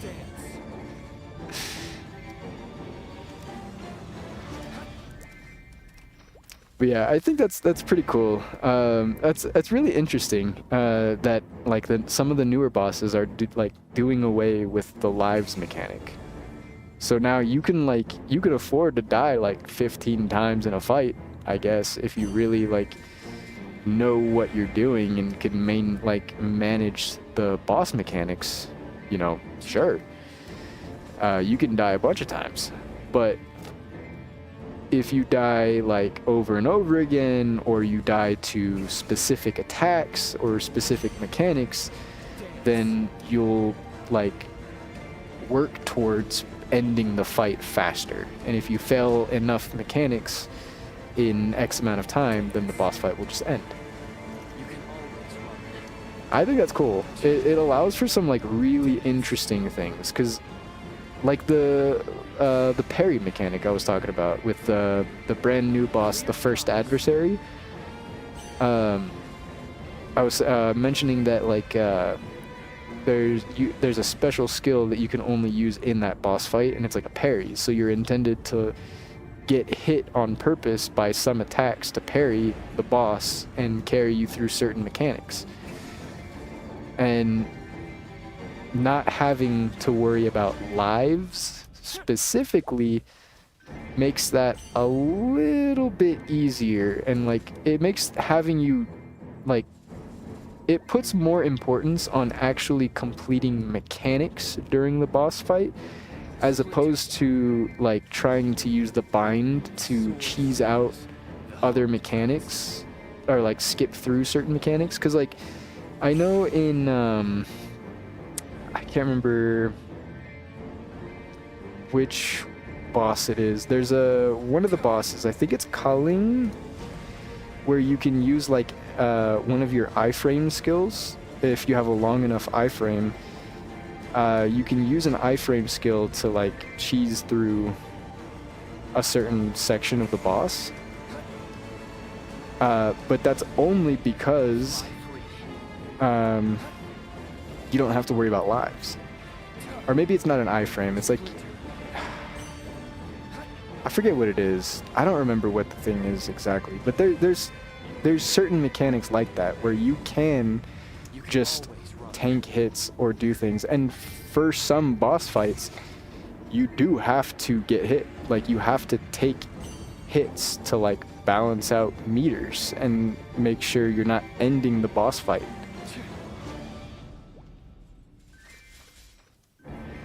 It just adds a layer that I think is really interesting.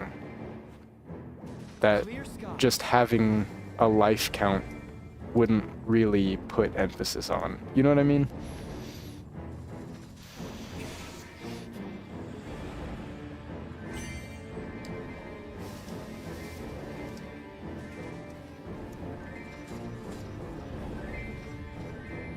Dance. Splinter. Focus. Splinter. There.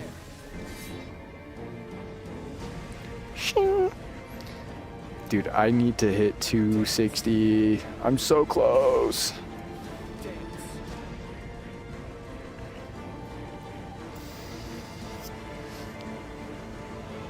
Only 20% to go.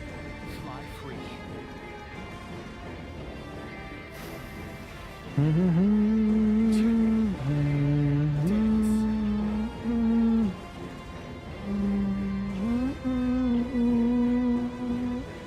I wanted to check too. Oh, I was gonna say I wanted to check the global chat a little bit because I am looking for a party. I mean, not a party, a guild. I want to get into like an actual like prog guild, or at least a guild where I can find prog mates.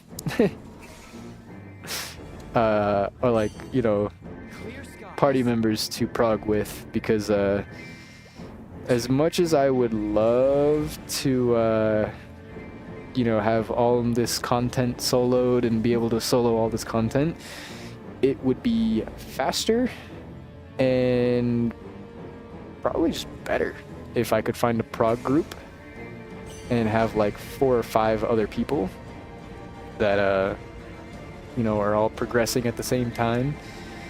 We can all help each other and grow and look after each other and help. It would go a lot faster, I think. I'd be able to clear some bosses that I normally wouldn't be able to clear. For example, I think, personally, I could probably take down normal Lucid, normal Will in a party. Dance. I do a lot of damage. Scatter.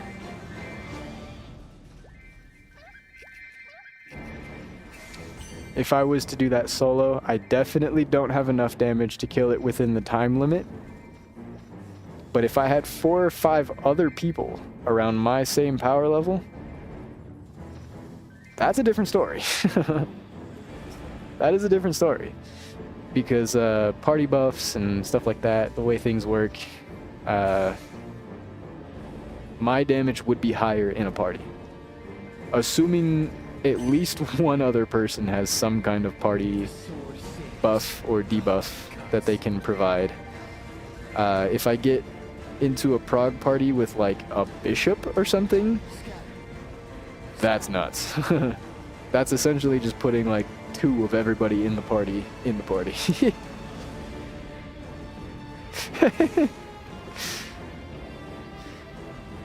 Just double your members because of how much extra damage you get from having a bishop in your party. Which is cool. It's cool. But that's what I mean though, is like having other people with me, you know, you could have, maybe there's a bishop, maybe there's a mechanic. A mechanic can put a damage, or give everybody like a 5% final damage buff, which isn't like the craziest thing in the world, but it's 5% perma final damage for the whole fight.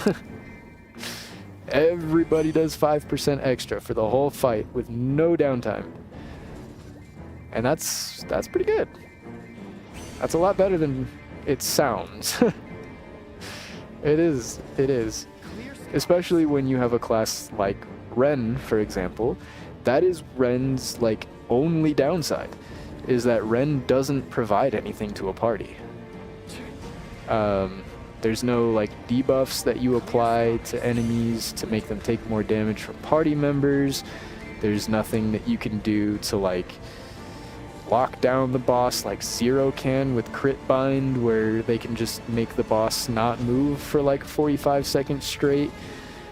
There's you know, they don't have any like burst buffs like Bishop to make everybody's burst super strong. They don't have Shades debuffs that makes everybody deal more damage.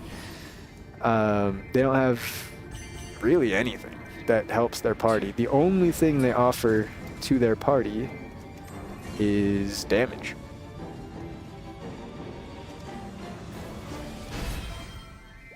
Fly free. Which isn't a bad thing. I mean, there's other classes like that. I think... Oh man, there really isn't many. There really isn't many classes like that. I'm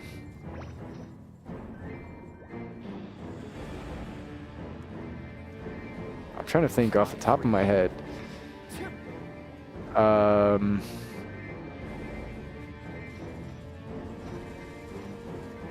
Cannon Master?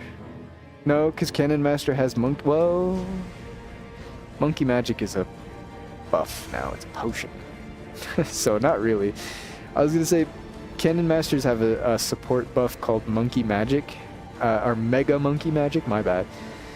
And Mega Monkey Magic gives everybody like plus 60 all stats, plus a little bit of HP and MP, which is useless. It's whatever, but it's plus 60 all stats, which is not like an insane amount, but it's permanent uptime, or no downtime, which means, you know, you have it for the whole fight, and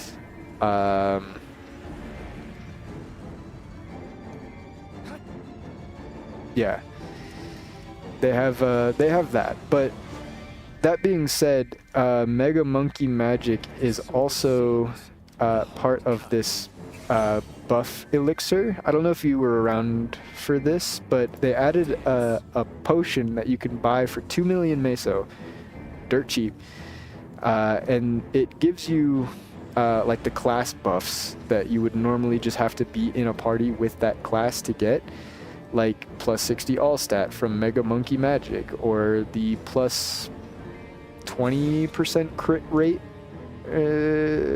something like that, and the crit damage from Wild Hunter. Wild Hunter has like a very specific buff that gives you extra crit rate and extra damage over like Sharp Eyes or something like that. They also have like Hero has an attack buff that they can give their party, and Luminous has a magic attack buff that they can give to their party. But they added, basically they just took all of those skills, combined it into one effect, and then made it a potion that you can just buy with 2 million meso. So and it doesn't stack with those buffs. So you don't have to like find a Wild Hunter and a Cannon Master and a Luminous and like all these different classes to buff you before you go into party bosses. You can just buy the potion, and then the potion just does what that did. Because that's what people used to do, is they would find like all these different like super niche classes and party up with them so that they would use their buffs in the beginning, like before they entered the boss fight.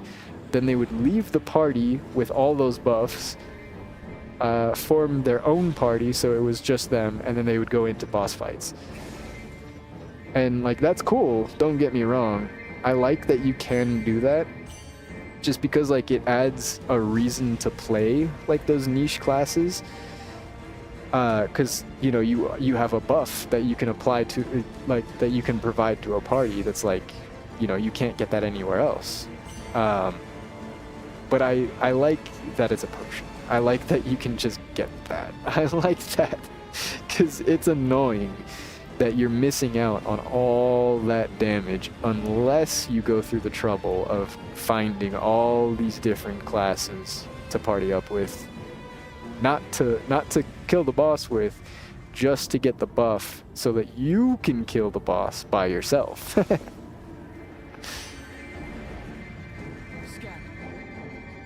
Low-key, if I play more again, I would hit up that bishop. Ooh! That's cool. I gotta say, Bishop back in the day used to be the weakest class. It used to be the baseline class that everybody.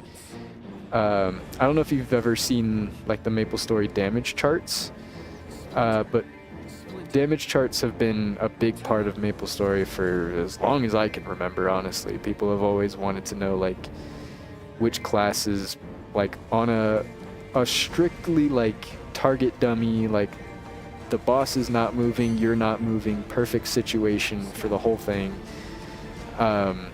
Like which classes like rotations would put out more damage, because as much as people want to say the game is balanced, the game is balanced, but the game used to not be. Not even close.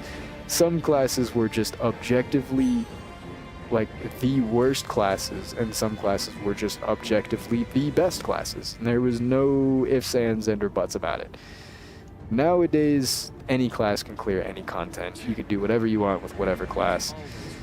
But back in the day, that was a little bit of a different sentiment. It was a little bit of a different sentiment because you would have classes like Bishop that just, they didn't have a lot of damage, they didn't have a lot of lines, and they didn't, like, they had the support stuff, but in a solo party by yourself, a Bishop did like next to nothing. They were strong, don't get me wrong, but like compared to other classes, not really. Not really. If you had put the same amount of funding into like any other mage, you would be doing better. But now that they've raised the damage cap, so you're not actually hitting the damage cap, so the amount of lines you deal doesn't necessarily matter in the grand scheme of things. Because back in the day, 50 million was the highest number you could hit. And so if you hit more...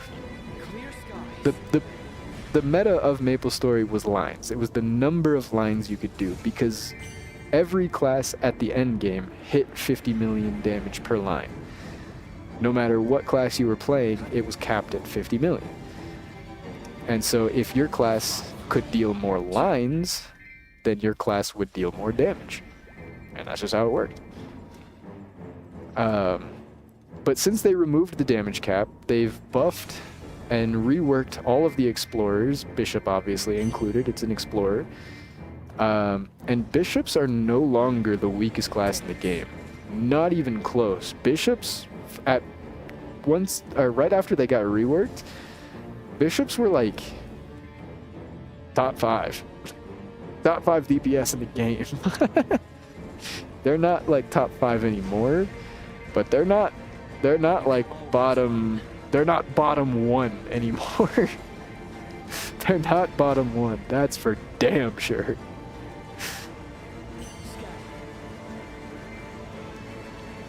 They were bottom 1 for a while. For a while, they were like bottom 1. It was like they were the class that, like I was saying, they were the baseline. They were like what every other class was like tested against to make the damage charts. Splinter. Fly free. It was that bad.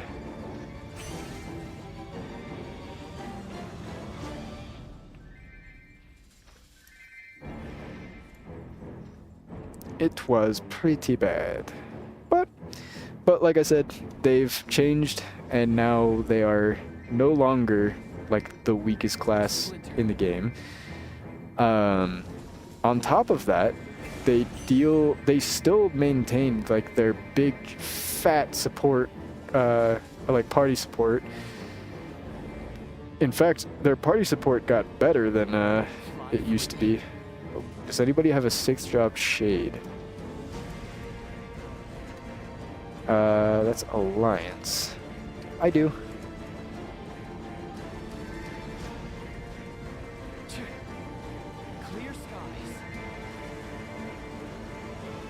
Someone in Alliance chat is asking for a 6-job shade. I know a thing or two. Is a 6 job same as every job? Yeah, it should be.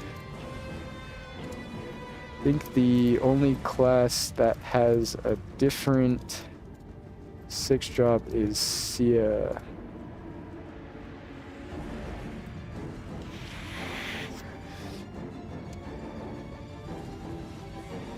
Splinter. Clear skies. Scatter. Scatter. Clear skies. I'm not quite sure what they're trying to ask, but as far as I'm aware, Shade's 6th job is the same as everybody else, in the sense that like they gain their origin skill, the ascent skill, and then they have the 4 skill cores that they can enhance. Sia Estelle is the only class that does not have the same 6th job as everybody else, and that's because their 6th job is very different for whatever reason. It's a GMS exclusive, and it is broken as all hell. Every class has like 4 skill cores that enhance their skills, and the amount of damage that classes gain differs depending on, like, you know, what skill, you know, they're upgrading, you know, how important it is in a boss fight, blah blah blah blah blah, whatever the case is.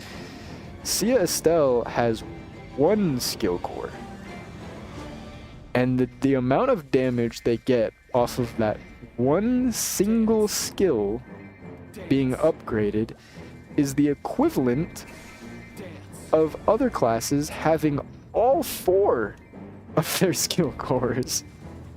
You can always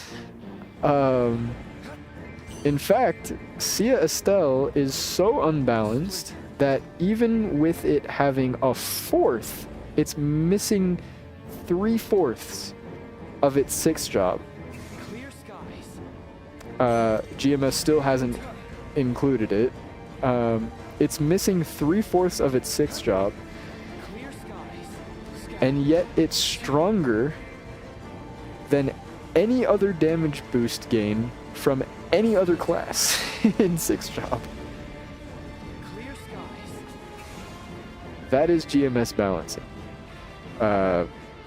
At its prime, right there. That is... Dance. Scatter.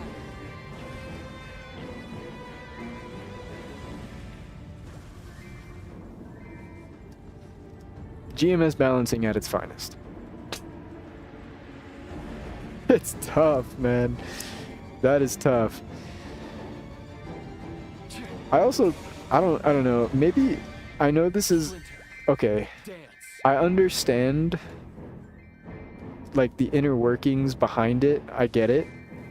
But they released Sia Estelle, which is a Maplestory M classic character, or original character from Maplestory M, which is the mobile Maplestory app.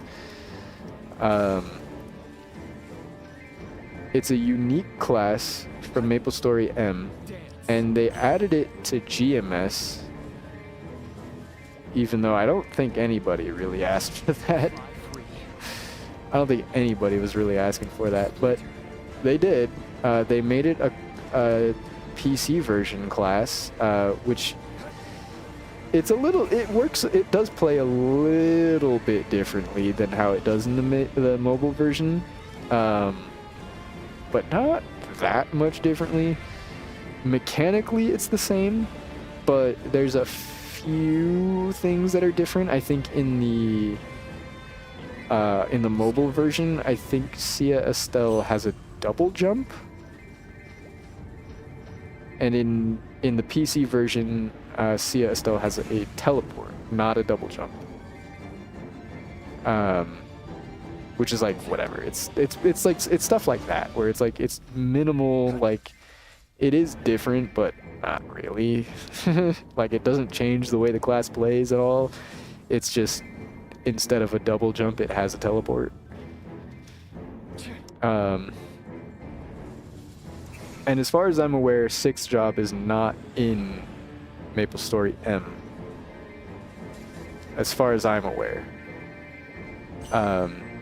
So they had to, like, completely make a brand new 6th job thing from the ground up, from scratch, which is, I'm assuming, why Sia Estelle has its own, it's the only class with its own unique 6th job system. I'm assuming that's probably why. But it's just, Sia Estelle is the mage branch, like the mage branch of that, like, constellation faction, whatever race that is. And that being said, that's just the mage. There's also a warrior. And Sia Estelle has been released for a while now. Why did they stop there? Why didn't they add the warrior? I understand why. I know why. It's because Sia Estelle definitely took a lot more resources than they thought it was going to take. It was way harder than they thought it was to balance. They didn't get it right.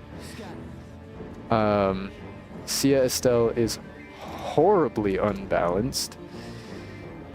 And to top it off, they introduced a whole bunch of new bugs into the game because they added Sia Estelle. So I understand why they don't want to do that again. I really do. I really do understand why they don't want to do that again. Especially not so soon after Sia Estelle, when they're still working on fixes for some of the bugs regarding Sia Estelle.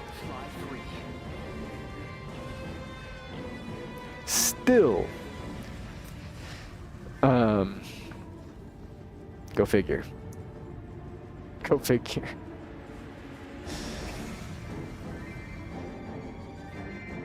Clear skies.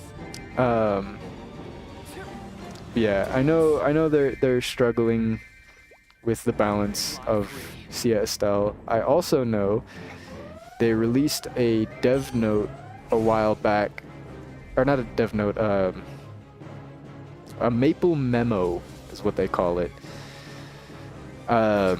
Talking about how they're not doing so hot in the employment division. They need some people to work for them. They need some help, apparently. I will not forget that maple memo. I remember reading that and laughing so hard. Because at the very end, they go through like all these like this talk about like all these different bugs and issues with the game and X, Y, and Z, and you know, oh, like, we understand that you guys are mad because we had a 14-hour maintenance that that immediately was followed up by another 16-hour maintenance within an hour because we spent so long on the maintenance and fucked everything up, and now it's worse than it was when we started. I remember they were talking about that on a maple memo and like, oh, we need to do better and talk to you guys more and be more open about what's going on. That being said, at the very end, they were like, yeah, they mentioned something about needing more people for help and something, and if you wanted to be a bigger part of Maplestory, you could join the team and do all that. And I was like, they dead ass said, sorry for all the problems. Hey, by the way, we're looking for employees. Oh, I thought that was so funny. That was really funny. But the Maple memos are funny. I'll put that. I'll say that the Maple memos, if every once in a while I read them and I'm just like, what? What?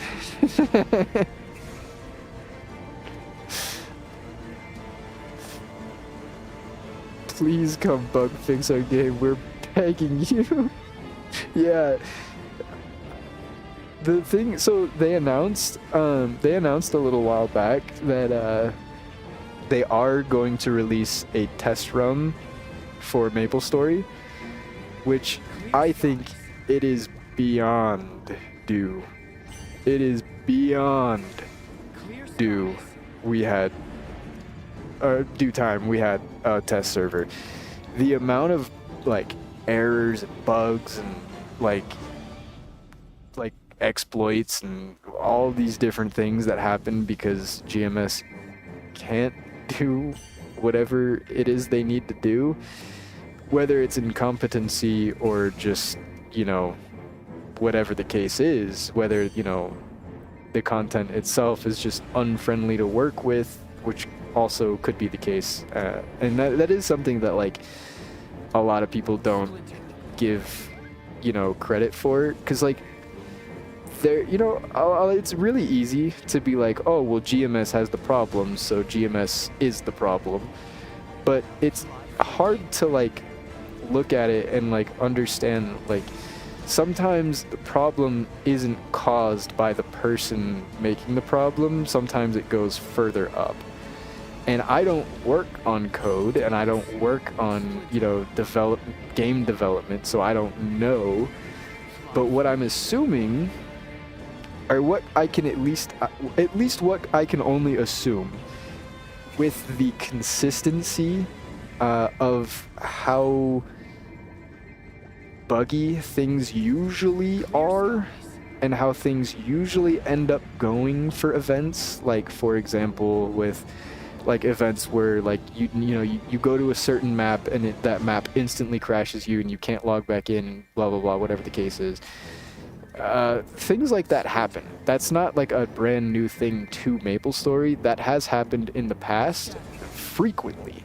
So when new updates roll around and something like that happens, like I almost expect it. You know what I mean? Like it's been a thing for so many patches for so many years and for so many different development teams in that studio, if that makes sense. Like for that to be such a consistent problem across however many developers Nexon has gone through over the past, I don't know, like 10 years, you know, like I feel like it's a problem like inherently baked into the code itself, where it's just unfriendly to work with in a way that, or in the way that GMS has to work with it to implement it into GMS from KMS, if that makes sense. Like whatever that process is, it could just be like the system itself or whatever process that KMS has them follow that introduces all these problems. It could be something, it could very well be something further up, which is something that I think a lot of people don't think about.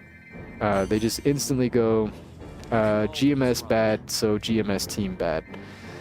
And I mean, I'm not saying that's not the case, but it can't not be the case either, if that makes sense.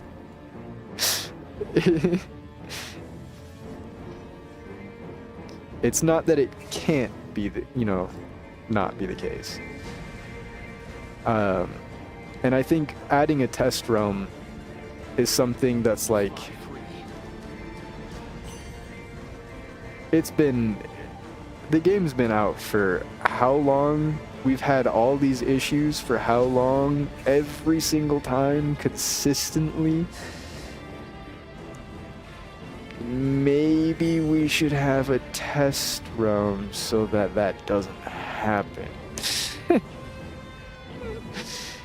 I don't know. The bugs have been getting worse and worse for years now. This isn't a brand new thing. This isn't like, oh, because, you know, we did the Go West update and we don't have X, Y, and Z system in the game, then, you know, it's messing up, you know, all this stuff. No. Don't get it twisted.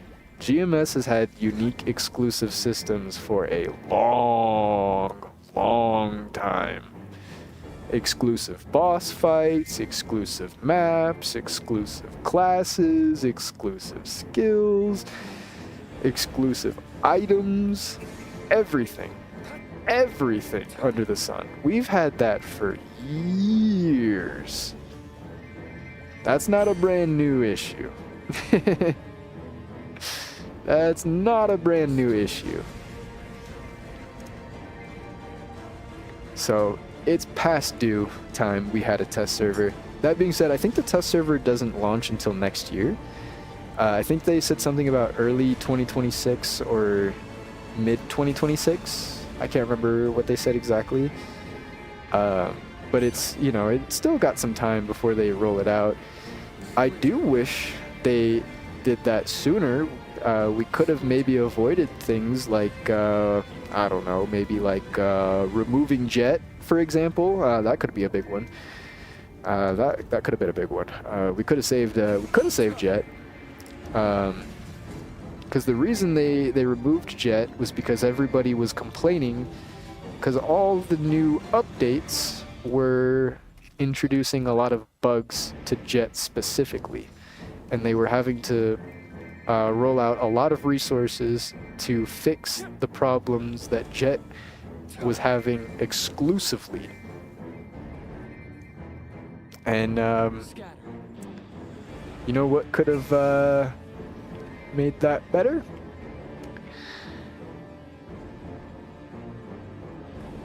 There's definitely one thing that could have helped.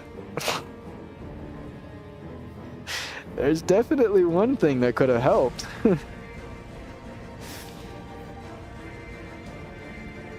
Not to say that it would have fixed the problem, but it definitely would have helped.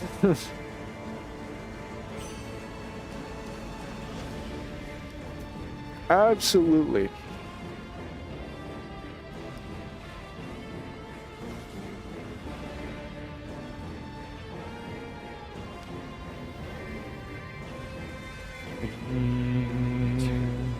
Clear skies. Scatter. Ooh, intermediate bonus potential stamp. Ooh, for me? Okay, I need this. Gilded Clockwork. We're gonna hit 260 right now. We're gonna hit 260 in the next 10 minutes. Bing bong. Bing bong. Fuck your life.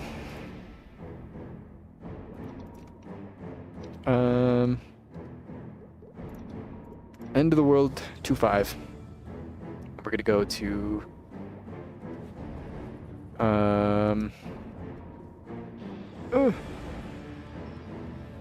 Clear skies. Clear skies. Oops. See, that's a case where I used the dash and I meant to go forwards, but I accidentally went backwards. It happens a lot. It happens quite frequently. Let's use this. Let's pop a 3x and a gold pot just because we can. I normally would be a little bit more sparing on our use of the 3x coupons and the gold potion, just because, I mean, they're not limited resources, but they're a little bit time gated in the sense that, like, you can't just get, you know, 999 gold potions right off the bat. You have to clear Monster Park to get the coins to buy the potions, and Monster Park is a daily. It is not unlimited. That being said, you do get a lot of them eventually. Like over the course of, you know, a week, you're probably gonna get like at least 100 of them, and they last for 30 minutes. So I'm really not that. I'm really not that worried. I know I only have 36 left, but that's 36 times 30, and that's how much time I have of 10% increased EXP. It's not like the craziest thing in the world, but 10% is 10%. 10% is 10%. And we're really close to hitting 260. We're at 90%. The Gilded Clockwork has one use remaining today. Well, that's not good. Clear skies. That's no bueno.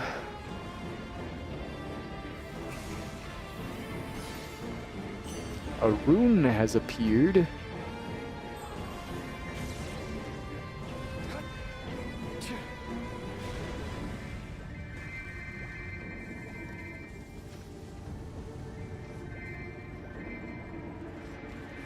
Years uncounted. Scatter. Boom, boom, boom. Boom, boom. Boom, boom. Boom, boom, boom, boom. I also really, really like my squid outfit. I'm really glad I did this. I got this. So, for anybody who wasn't around for this outfit, this outfit is from the Dave the Diver collaboration that Maplestory did. Maplestory did a collab with Dave the Diver, and they added a bunch of like Dave the Diver themed outfits and stuff. And this squid is one of those, or this squid outfit is one of those that they released. The other ones were kind of okay, or kind of whatever. I don't really care for Dave the Diver too much, to be honest. I didn't even play it. I saw some gameplay of it a little bit. It's cool, but it's a bit too, like, micromanagey, if that makes sense. Like, there's like 15 different things, you know, you gotta like worry about. You gotta like run the restaurant, you gotta, you know, pour the tea, cut the sushi, do all this, you know, all that. And then you also have to learn about fishing and do the diving mechanics, and all for a single player game is, for me, I'm not really big on single player games to begin with. I mean, don't get me wrong, I do like some single player games, but if there's like no way to interact with anybody else, I don't know, it's just not as fun for me. Just for me, I totally, like, I'm not to say that Dave the Diver's a bad game or anything. It's just not for me. It's just not for me. And so I don't really care for any, like, the other cosmetics and stuff that they had out for the for Maplestory, but they did have this squid outfit, and I thought this squid outfit was really cool. I really like the squid outfit.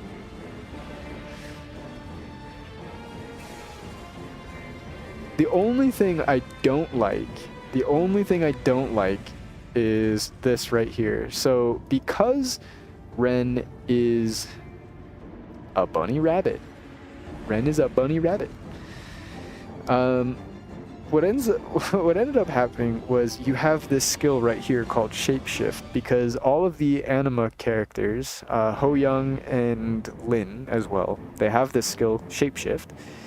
And what it does is it lets you hide your animal like characteristics. Like for Ho Young, it hides his little ears. For Lin or Lara, I can't remember which one it is. I think it's Lara. Maybe it's Lara. Either way, for her, she has like little like ram horns, and it, you know, you can toggle those on and off. For Ren is a rabbit. Rabbits have ears, big old bunny rabbit ears. And so what ends up happening is if you're wearing a hat, the ears will poke through the hat, just like this. Which does kind of suck, because if I want to wear the squid outfit, if I want it to look right, I need to use shapeshift to toggle my ears off. And I'm not particularly a big fan of toggling the ears off. I know that's kind of a weird gripe to have. But I don't know what it is.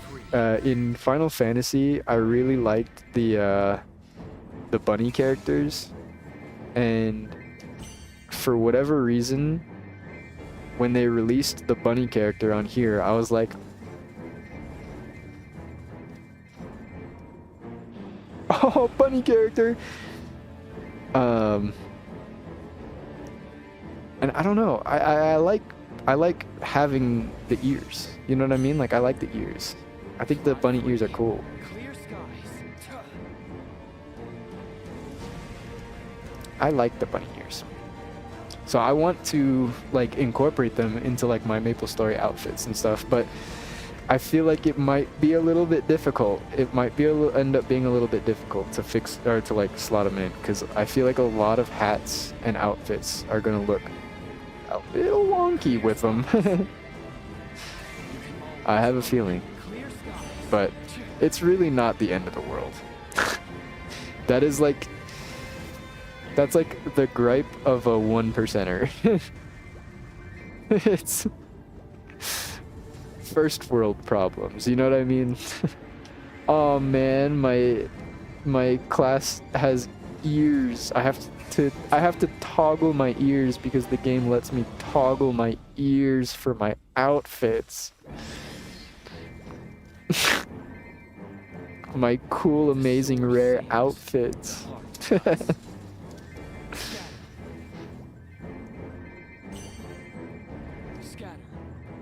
Oh no.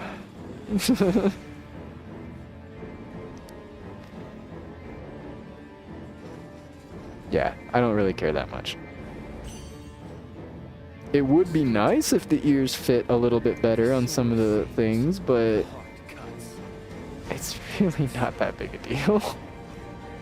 That is not what's going to stop me from playing this class. That is not going to stop me. Or hold me back. Hold me back! Hold me back! Fly free. Dance. Fly free. Scatter. Bum bum bum bum bum.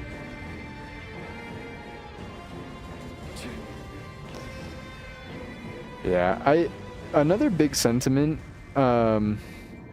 with like that I've at least talked about with other people regarding interactive versus heroic worlds is with the ability to help fund your party, it almost comes with an obligation to help fund your party, to the point where it's like essentially you're 6xing, you know, the cost of things, because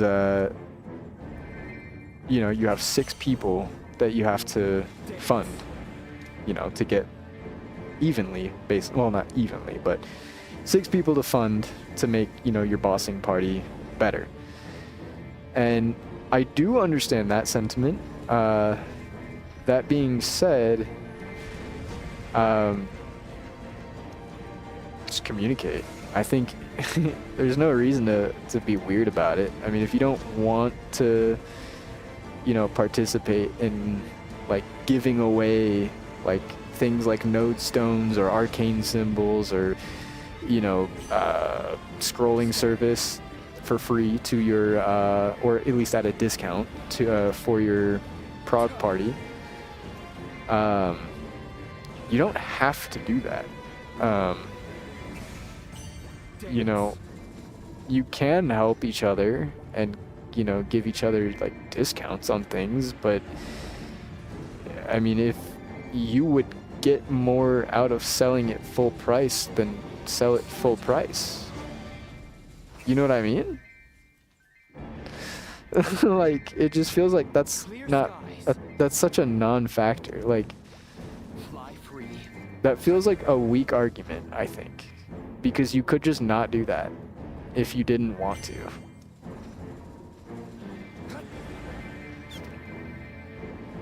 You know, it's not a written rule in a prog party that you have to, you know, donate materials to your prog party to make, you know, to help make your prog party better.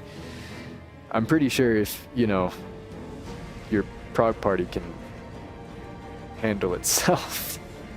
That being said, things would go faster if, you know, you helped out and everybody kind of shared resources and pooled it together and helped. Some things would go faster because, I mean, you are 6xing the cost of things, but you are also 6xing your income. There's 6 of you, right? Dance.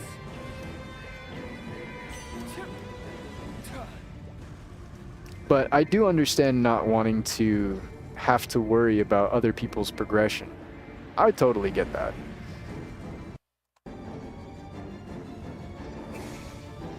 I think that's fair. If you don't want to do that, that's fair. That is completely fair.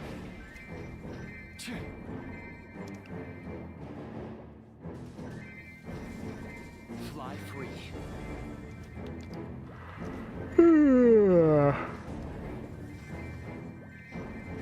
Fly free. Splinter. I just can't wait to get into a prog party. I want to progress on Ren so badly. So the furthest I've ever made it in terms of bossing is Gloom. Oops. Gloom. Gloom is the farthest I've made it.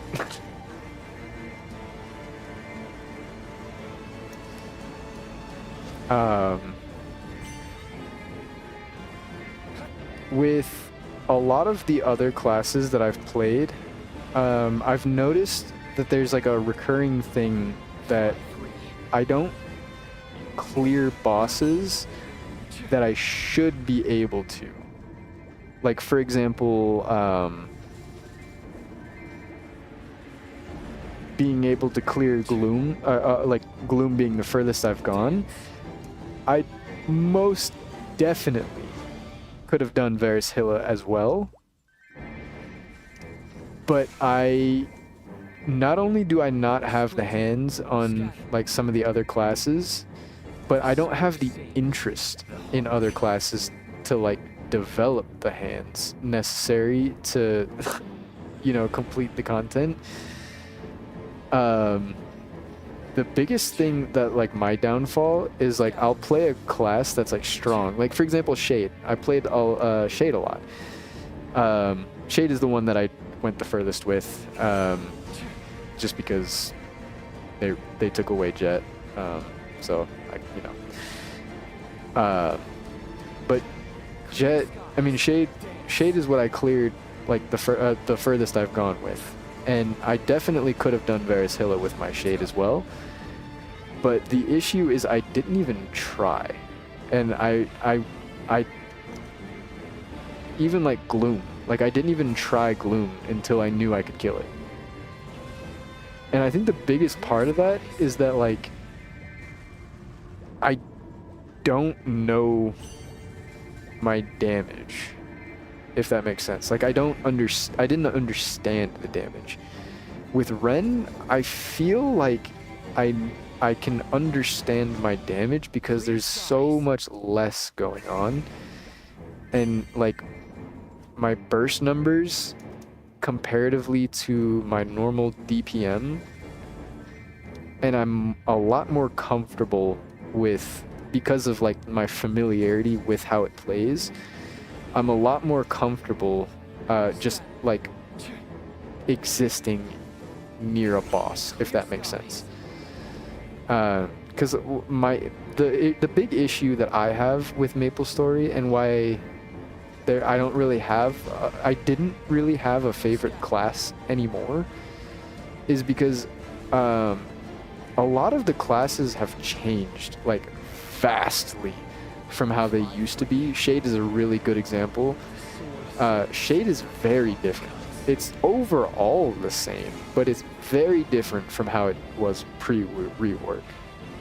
It's one of those like really weird things where it's like hardly anything changed, but the one or two things that did change changed a lot about the class. And it changed the way it played, it changed what you wanted to do with the class essentially. And I don't like the direction that it went. And it does kind of suck because like I was saying, like my favorite class in the game before that was Jet, and Jet is no longer in the game, and there's not really another class that offers what Jet did. The closest thing is Bowmaster, and Bowmaster is just not Jet at all. It's just not. The sword sings, the heart cuts. Splinter. It feels like a lead rock, a boulder compared to fucking Jet. Just because Jet was so hyper mobile. Like, the only similarity Bowmaster has to Jet is the fact that some of its damage is based on RNG procs from a Hurricane skill. And that is it. That is the only similarity they have.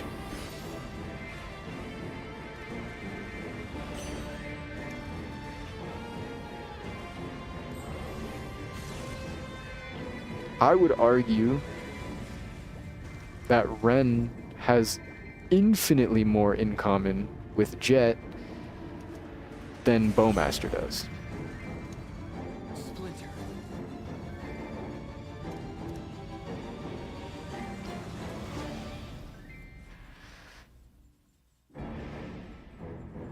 Which is crazy too, because Jet was based off of Corsair, and it doesn't play like Corsair. Which is just so strange to me. Corsair, I mean, to a certain point, Corsair plays a little bit like Jet, in terms of like having mobility, like being mobile in a fight, while also being able to pump out like pretty considerable damage.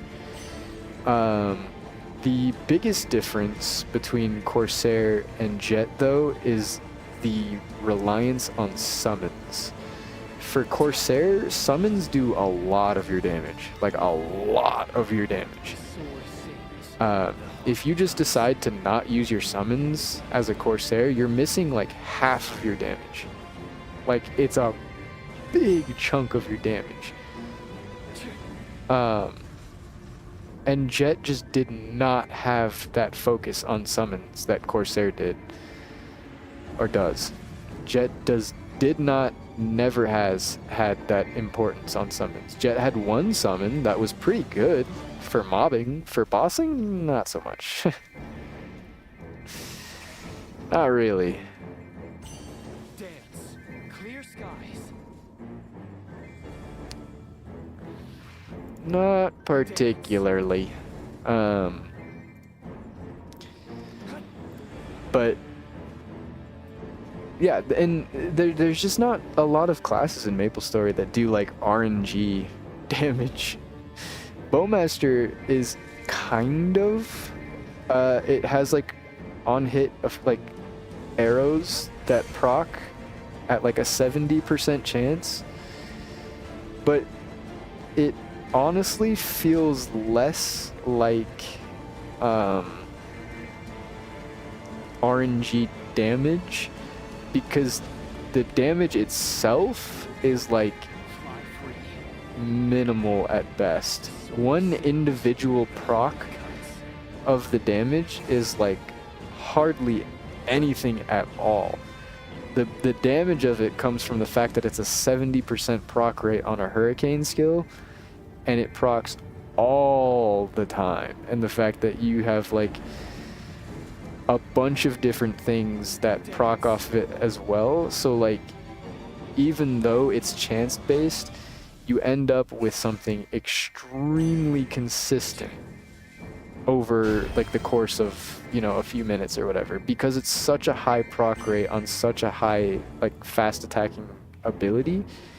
It's not really RNG damage, it's mostly, it's consistent. It's consistent. It's very consistent damage. It doesn't do a lot, it procs a lot, and it just happens. And it's just a tiny bit of supplementary damage on top of everything else that adds up to a big number collectively. Which is not what Jet was about. Jet was about the low proc chance with high, very, very high damage. If you could get all of those, if you got lucky and you procced that on-hit thing on Jet several times in a row, that did damage. That all of a sudden Jet's, if you got lucky procs, Jet was no longer one of the weakest classes in the game. It was one of the strongest. If you could consistently pump out those procs, bosses would melt very, very, very fast. Very fast. The issue is that it's inconsistent. It was inconsistent. You would have, you know, some fights where it would take like a full 20 seconds for it to proc like once or twice, and then you would have other fights where you would go and, you know, it would proc like every other hit on a hurricane ability, which is like really strong. But I don't know, it sounds bad, and I mean, I guess it was bad, but it didn't feel bad. Sometimes it did, ish. If you got unlucky with the procs, you would be losing a lot of damage. But for every time, like every moment you had unlucky procs, you would have a moment of lucky procs. I play BERA too. Hey! Welcome in, welcome in. What class are you playing? Are you playing Ren as well? I wouldn't be surprised. I wouldn't blame you either. Ren is awesome.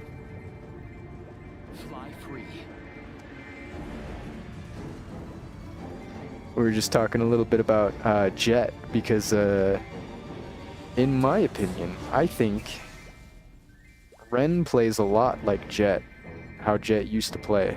The sword sings, the heart cuts. Personally, Bowmaster. Dance, splinter. I have a level 263. It might be 264. I can't remember. One of those, 263 or 264 Bowmaster. I do really enjoy Bowmaster. I think Bowmaster is a nice class because you can just like brain off. You can just turn your brain off, have all your toggles on, push your sequence, and then just hold down Hurricane and you're all good. All good to go. It feels good. But that's part of why I really like Ren as well, because Ren is really, really similar. You can just push your burst and then hold down Hurricane and good to go.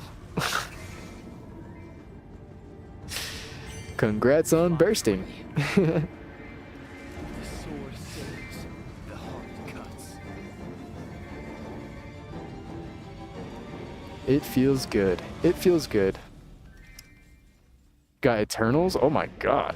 Okay, yeah, your Bowmaster's definitely ahead of mine, that's for sure. I think my Bowmaster, what's the hardest thing I can clear? Started 4 days ago? Hold on, I need to get on your regiment. What are you? What kind of training are you doing? You got Eternals at 260? What the heck?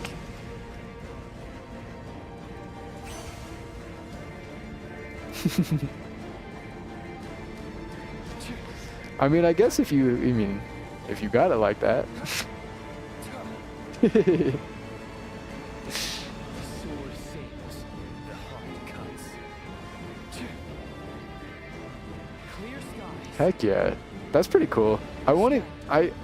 I know people are saying that like Ren is kind of average mid-tier. Dance. Oh, ads. Okay. Scatter.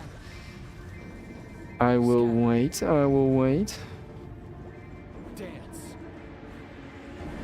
Fly free. Fly free. Fly free.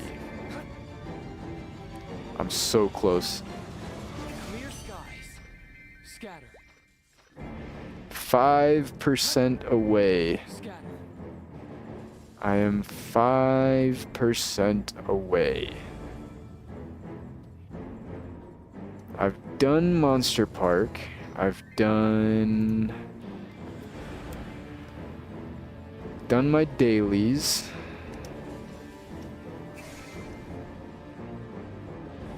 Is there anything I can do real quick for 5%?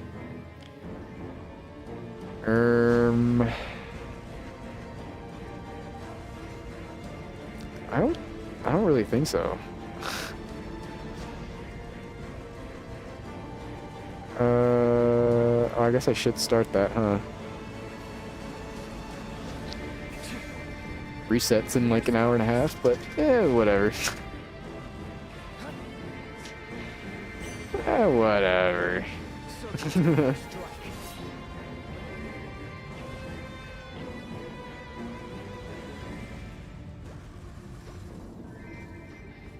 Yeah, I'm really excited.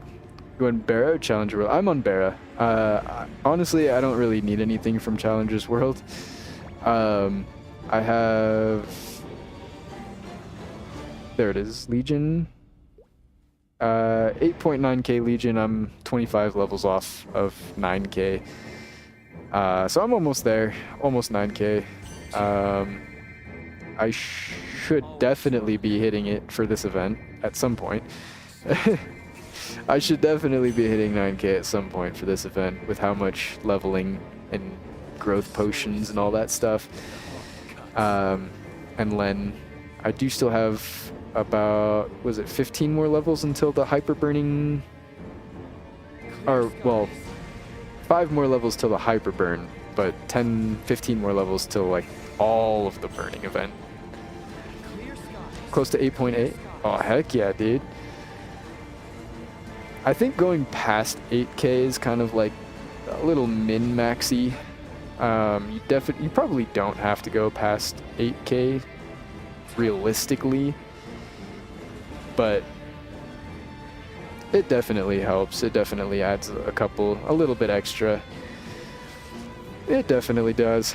I'm focusing right now, I'm trying to get my Mercedes to 250 so I can get the Legion block for that, for the cooldown reduction, but I just hate Mercedes. I hate Mercedes. It is one of my least favorite classes in the entire game. Like one of like top 5 least favorite classes. Hands down.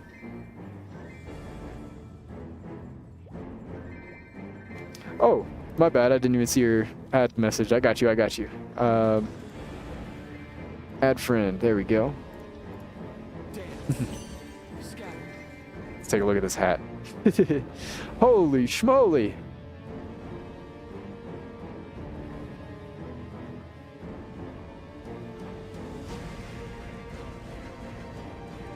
That is a crazy hat. That is a crazy hat. Let's pop a 2x. I don't really need to pop a 3x for this.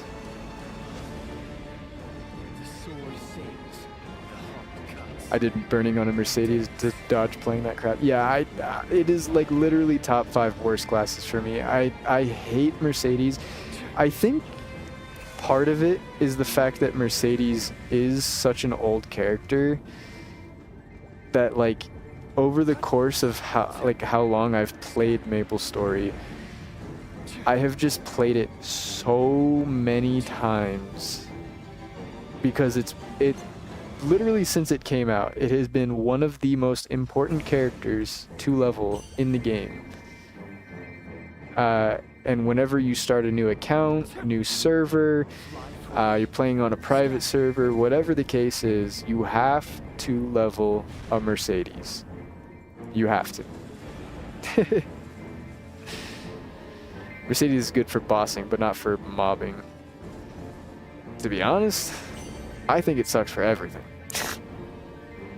I know its bossing is good. I know its bossing is good. For me, it's just always... It's been one of those things where, like, its bossing is really good if you invest in the class. It is a really good class if you invest in it, but unless you invest in it, it just doesn't have, like, the base damage, like, to really carry it through those early levels to make the grinding feel good. It feels horrible.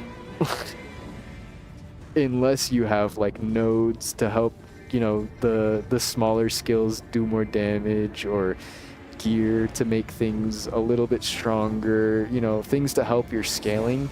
Because it doesn't have... I think that's what it's missing, is just, like, the base values. And so what ends up happening is it feels like dog water to level up. You need, like, you need to, like, level up your attack speed so that your combos feel better. You need, like, minus cooldown hats so that you can perform actual combos. Like, some of the things you can do on the class is, like, blocked until you get specific amounts of cooldown reduction. Not like, you know, as much cooldown reduction as you can get. You need, like, specific amounts of cooldown reduction so that you can get, like, certain combo rotations off and not, like, overcap on cooldown for specific skills. It's so weird and, like, not friendly at all. I never liked Mercedes. I never liked playing it. I never liked leveling it up, using it for bossing, anything. I hate Mercedes. I hate Mercedes. And to make it worse, every time I play Mercedes, it's always on, like, a brand new account where I don't have any, like, Legion or Link skills or anything like that going for me. So every time I play the class, it's when I have, like, the bare minimum, and on top of that, it has, like, no damage. So, like, oh, it is such a slog to level that class every single time.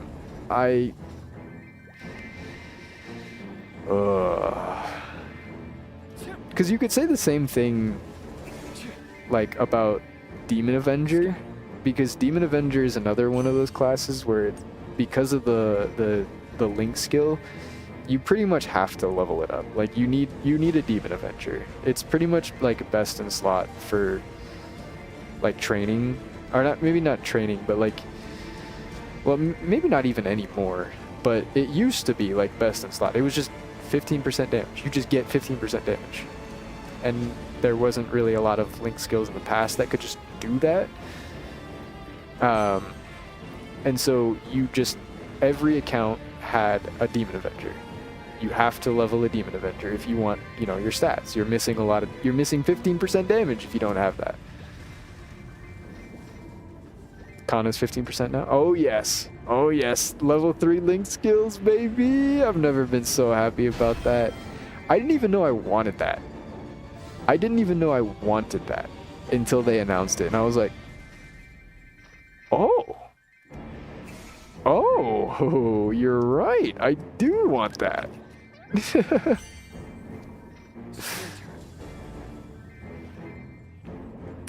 For anybody who doesn't or is unaware, I completely forgot about that. But in this recent patch, they introduced level 3 link skills. So some classes have level 3 link skills, like for example, Arc. Arc's link skill goes to level 3, Evan goes to level 3, Lynn goes to level 3, stuff like that. You know, you get an additional bonus for getting the character to level 210. Some classes, honestly, most of, if not all, of the recent classes only had level 2 link skills though. It goes to level 2 for the max, and then it doesn't get anything extra for hitting level 210. It's just it maxes out at the level 2. Which is nice. I mean, you don't have to go to level 210 for, you know, a bonus or whatever. But GMS, it's part of that GMS exclusive content, baby. We get level 3 link skills now. So in KMS, for example, Ho Young's skill only goes to level 2. But we get level 3, which gives a little bit more defense ignore and a little bit more damage against enemies with full health. Which, it's not like the most insane thing in the world, but over the course of, I mean, you get 12 link skills, and some of them are only not best in slot because they only go to level 2. If they went to level 3, they would be best in slot. And so there's a lot of new possibilities and things you can do with your link skills, because you just get way more stats out of link skills now. Or you can get way more stats out of link skills now, which is really nice. That's another really nice change. It's just more damage for your entire account, for more of your overall progression. Like, you still have to level the characters to 210 to get the link skill, but if you do that, you get rewarded for it.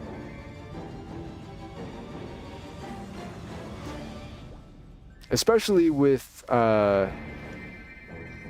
some of the, like, the new, like, a lot of the new content coming out, or not a lot, but like Legion Champion, for example, is they want you to have at least 1 or 2 other characters that you play. They don't want just like one character on your account having all of your progression. They want you to level at least 1 or 2 other characters, which is fine. I'm really not a big fan of that. If I have a character that I'm maining and I want, I can only play one character at a time, I would rather all my focus and energy be on that one character than on the other characters. But that being said, I think it is nice that there are additional benefits that you can unlock for having more than one character progressed. Because, like, I was looking at some of the stats, and, like, the stats are definitely, like, that you get for doing that. Some of the stats you get are nice, don't get me wrong. It's free stats, free damage. It doesn't replace anything or overwrite anything.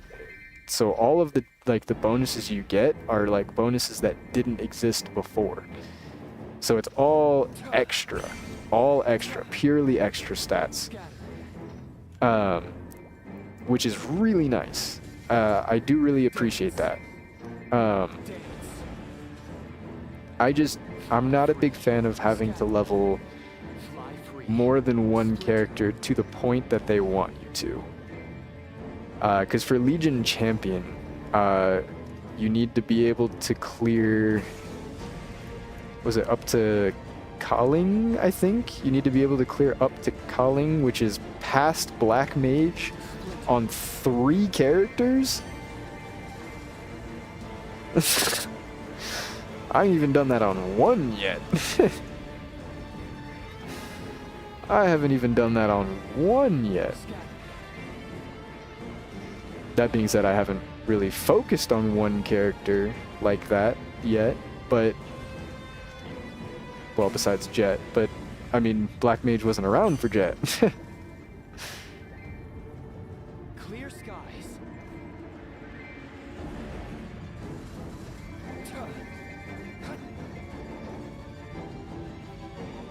Fly free. Well, I mean, I guess it was, but Kaling wasn't, that's for sure. Scatter. I know that.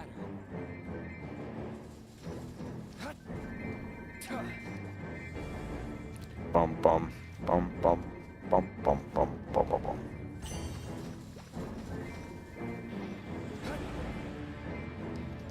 Yeah, they do ask a lot for that, but like I said though, I mentioned this a little while ago, but Maplestory is not, you know, a game that you beat in a week, or a month for that matter.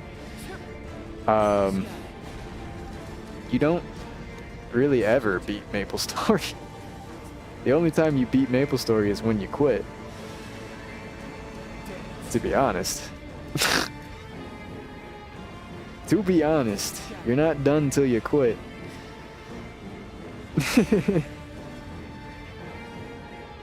There is always something you can min-max.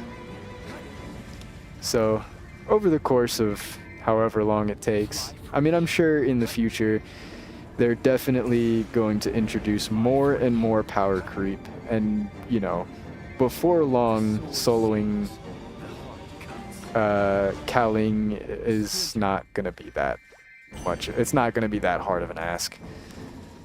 Splinter.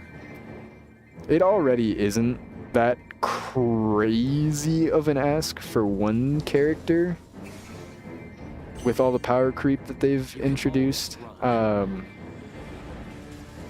Like, just being able to clear Kaling is not that crazy of an ask. It is a difficult boss from what I can tell, and a lot of people struggle with like the mechanics of it, but usually that's the deciding factor, not the damage. It's just mechanics and comfortability on the class.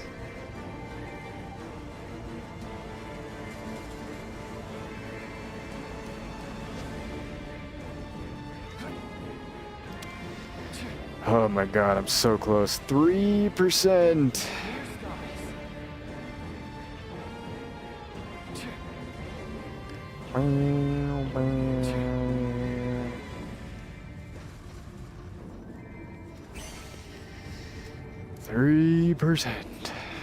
Almost 2% now.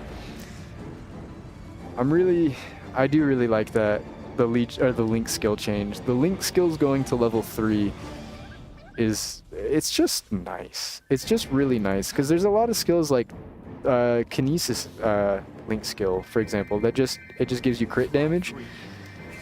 That feels I mean, 4% crit damage was good, but now it goes to 6. Sure. You know? It's one of those things, it's like, I mean, I'll take it. Yeah. Yeah. Clear skies. Need to get my 3 mages to 210. Yeah, mine too. Mine too. Mine are still level 200 as well. Where is it? Empirical knowledge, level 6. Yep. Mine are level 200 as well. I hate mages. I hate mages so much. I don't want to touch the mages. I don't want to level the mages.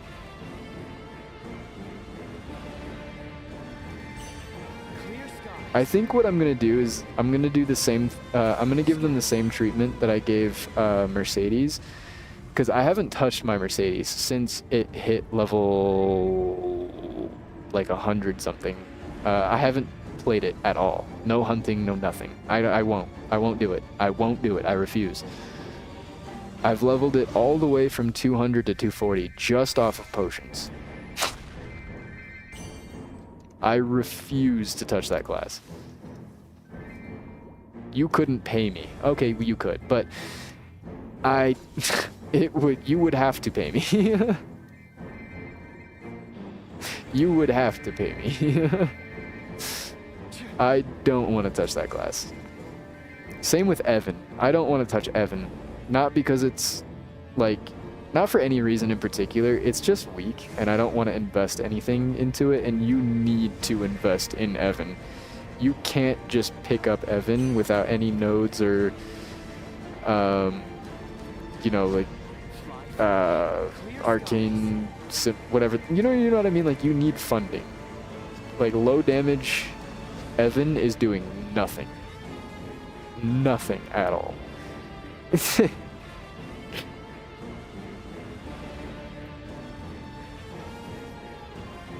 And it is a little bit difficult to play. It's not like the most complicated thing in the world, but the button intensive classes like Evan and Kane and like Kali and Corsair, like things that just have a lot of buttons, I'm usually not a big fan. I'm not a big fan of those. I don't like having 14,000 things assigned to my keyboard. I like having my boss skill, a skill with one skill with a cooldown to keep track of.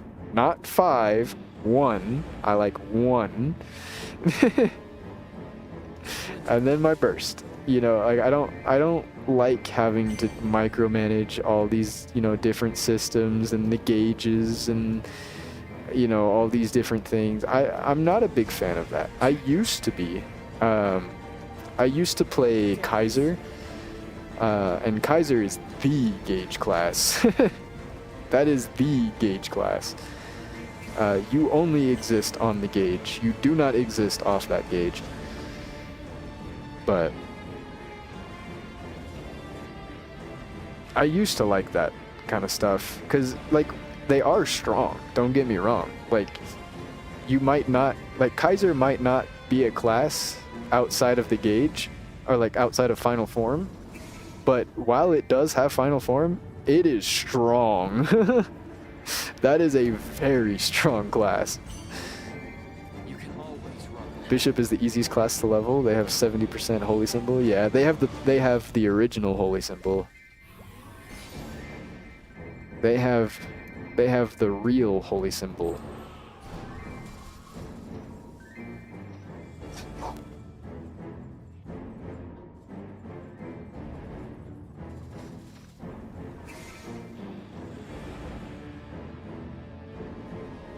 One second, sorry, my dogs are barking.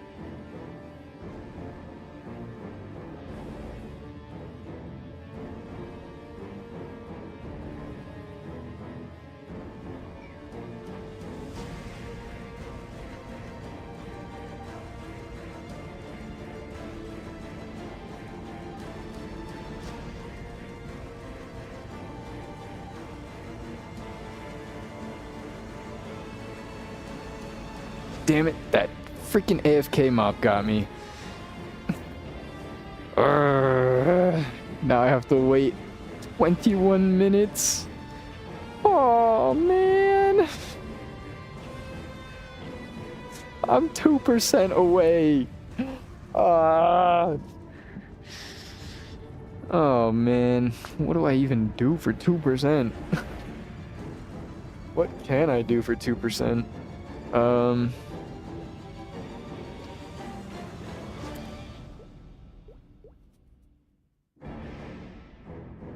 I mean, I could do Monster Park. Do I have any reward points to claim? Monster Collection.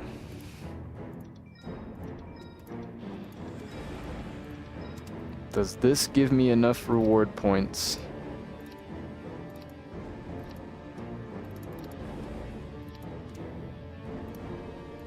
We shall see.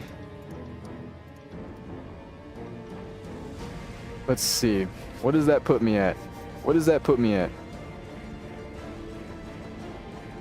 Please, please, please, please, please, please.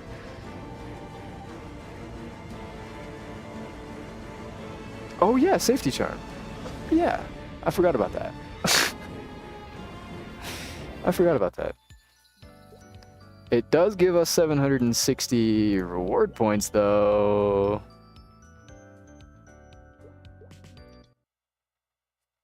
It does give some reward points, but I think it's just better for us to get the charm. You blinked. You blinked. Safety charm. Yes.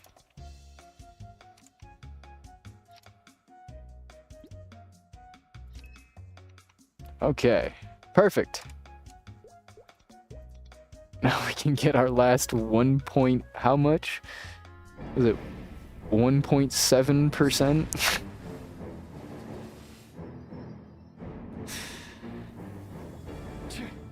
You blinked. You blinked. That was a good call. That was a good call. Thank you. That was a very good call. I completely forgot about safety charm. Fly free. Scatter. You saved me. You saved me. Specifically, you saved me 600 reward points. Which doesn't sound like a lot, but I am saving up my reward points right now, or I'm trying to right now. So that 600 saves me some time. It actually does. Fly free. Boom, boom, boom, boom, boom, boom, boom, boom. I guess I could pop this just to pop it. Who cares?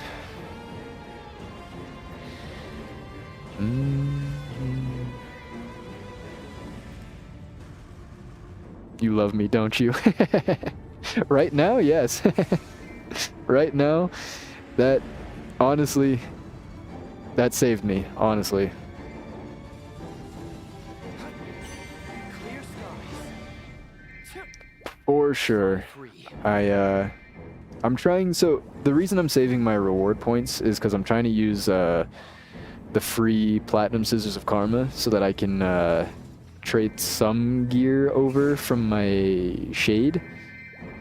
It's gonna take a little while because I think you can only buy one a month with the reward points.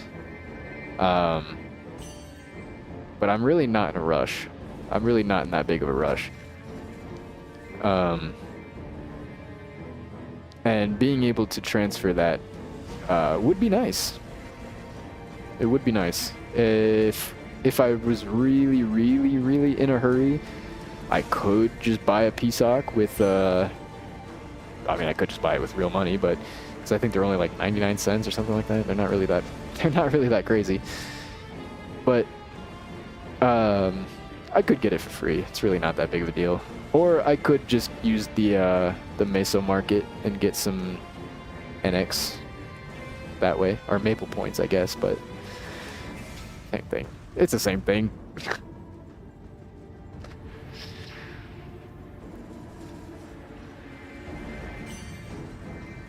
It is. Yeah, those reward points, at least for the first one that I buy, are going to be pretty handy, because I think that it's 4,000, I want to say 4,000 reward points? 6,000, 4,000, somewhere around there. I think it's 4. I think it's 4.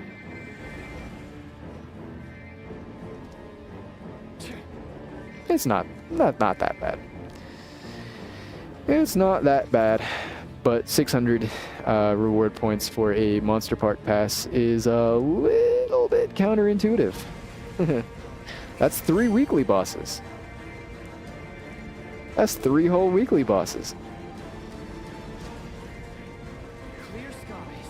Clear skies. Clear skies. Clear skies. Boom, boom, boom, boom, boom, boom, boom, boom, boom, boom.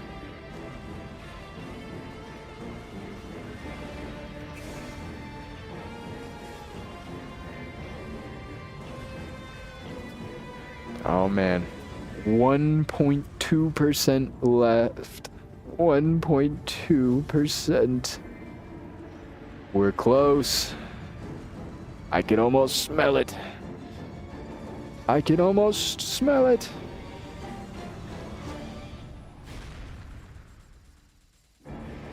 Yeah, I honestly, I have like really fallen in love with this class, because I was talking about it a lot earlier, but this class reminds me so much of old Jet. It reminds me so much of old Jet. It's basically Jet without the Hurricane skill, and it just has like the backup. The skill was called Backup Beatdown. It's essentially just Jet, but instead of the Hurricane, they have Backup Beatdown. Because Jet had 2 Hurricane skills. It had Star Force Salvo, and it had Backup Beatdown. Oh, hold on one second. I'm getting a phone call one more time. Sorry.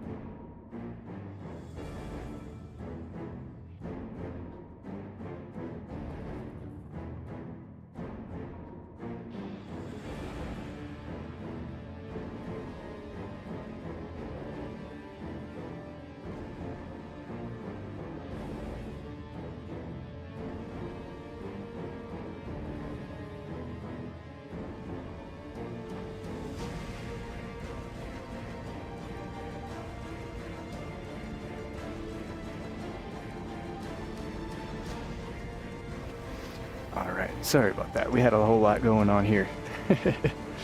We had a whole lot going on here. I have still 1% to go.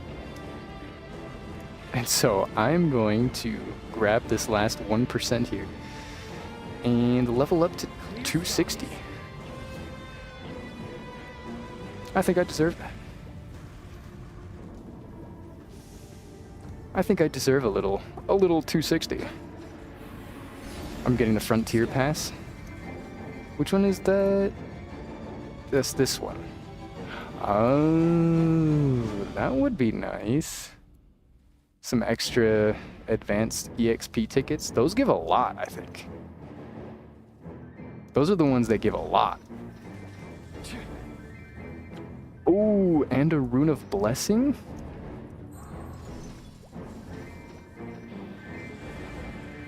Yeah, I deserve this. I totally deserve this. Oh yeah. Oh yeah.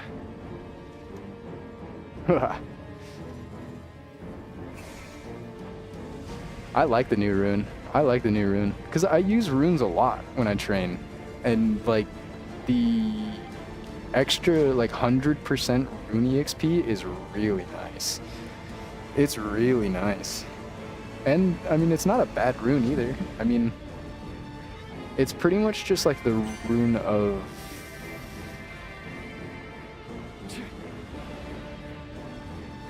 Which one is the one where you have to like kill mobs to like fill it up, and then once it's like full, it just explodes over and over again on repeat? It's pretty much just that, except you don't have to charge it up, it just does it.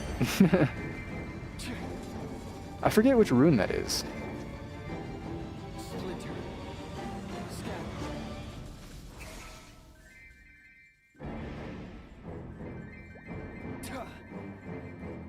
I'll know it like the second I see it, but I don't remember what it's called. I know it's the blue one. It's like the blue one with like the diamond icon.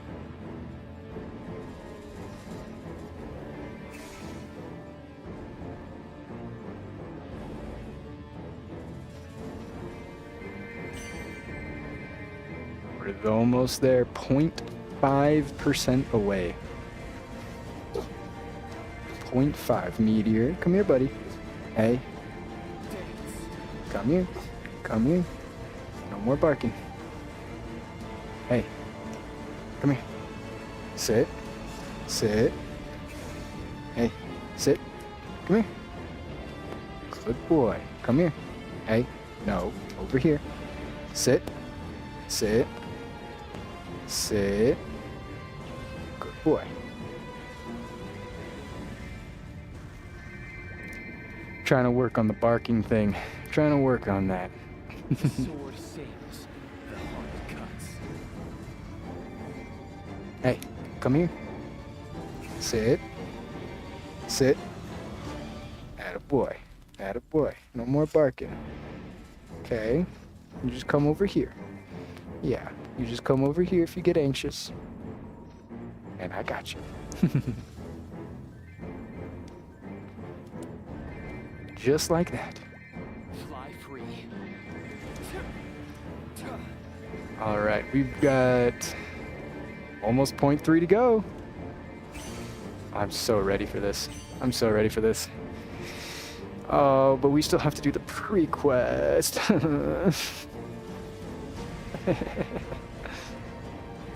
At least it won't be so bad, because we'll have Cernium mobs to train on.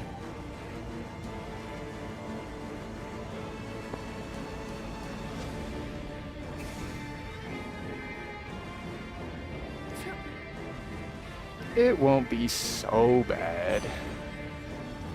It'll be pretty bad, but it won't be so bad.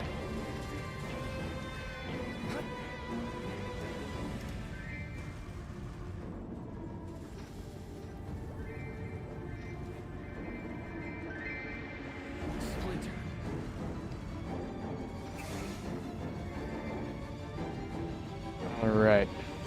Hopefully We can hit this pretty soon. I am, real quick, just to throw it out there. Once I hit 260, I am going to end the stream for a little bit. I do have some stuff I want to take care of today. My little brother just got home from work, so I want to, you know, go hang out with him for a little bit, say hello, see how his day was, make some dinner, cook some food, clean up a little bit, do some work, and then I will be back. Clear skies. But I do want to make sure I take care of, you know, stuff that I got to take care of first. There's 260.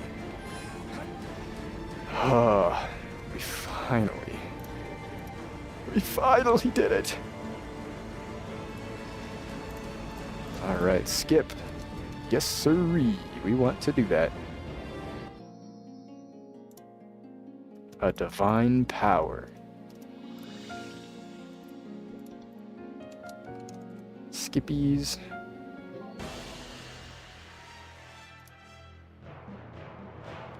Merge dimension.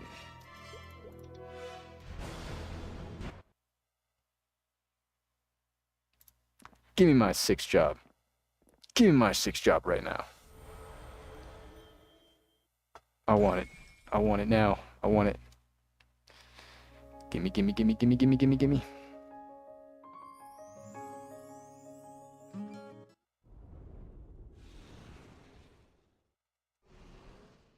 Ooh. Ooh. Be careful. My dog's laying down on the ground with his back legs fully out. There's voice lines in this? It's pure creative chaos. Gotta do the fill-ups and the mini quest, but we get 20% for doing that? Really? It could unmake everything.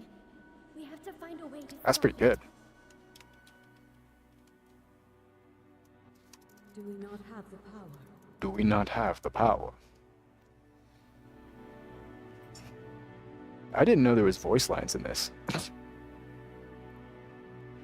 I thought that was just like the same old text that appears on the screen as usual.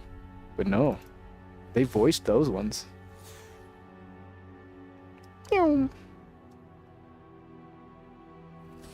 Meow.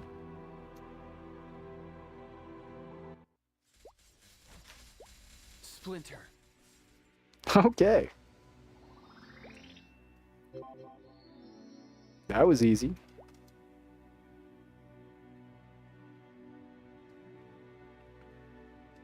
Monster Park Extreme is OP. I honestly, I'll be honest, I've never done Monster Park Extreme. I mean, I did the old one way, way back in the day before they removed it, but not the new one. I haven't done it since they added it back. Splinter. A drop in the sea.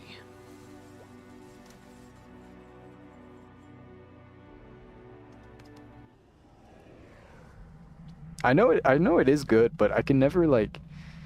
So my problem is when I tried to do it initially, I was way too weak.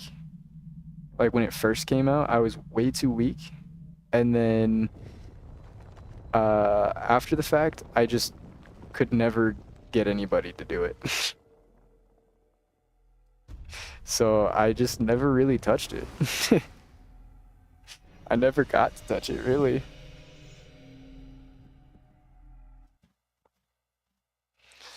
I never got to touch it. I would like to. I don't even know the mechanics. I did it with two 15 mil CPs. Oh, they must have made it way easier then. They must have made it way easier. I feel like it used to be hard. Like hard. Or maybe 15 mil is just not that much anymore. I don't know. Takes 20 minutes to do. Oh, okay. Never mind that. Never mind that. I was gonna say it is. I was gonna say I feel like 15 mil is kind of low. But that makes sense. That makes sense. Yeah, I've never done it successfully. I did try it like one time. I know there's some kind of mechanic where you need to like find a boss or something like that. But outside of that, I don't really understand it. 130 mil CP can solo it in one burst. On which class? Bowmaster?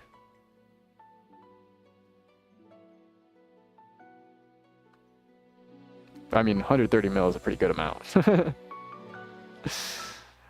That is a pretty fat combat power, regardless of what class you're playing. Yeah.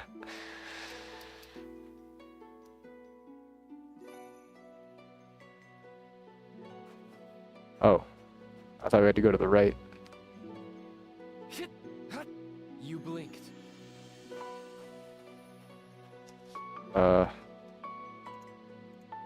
What am I supposed to do here? Oh!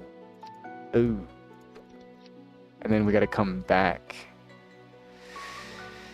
I remember. I remember now.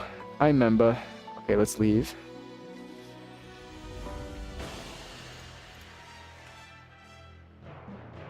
I don't want to do your quests. There's Epic Dungeon High Mountain.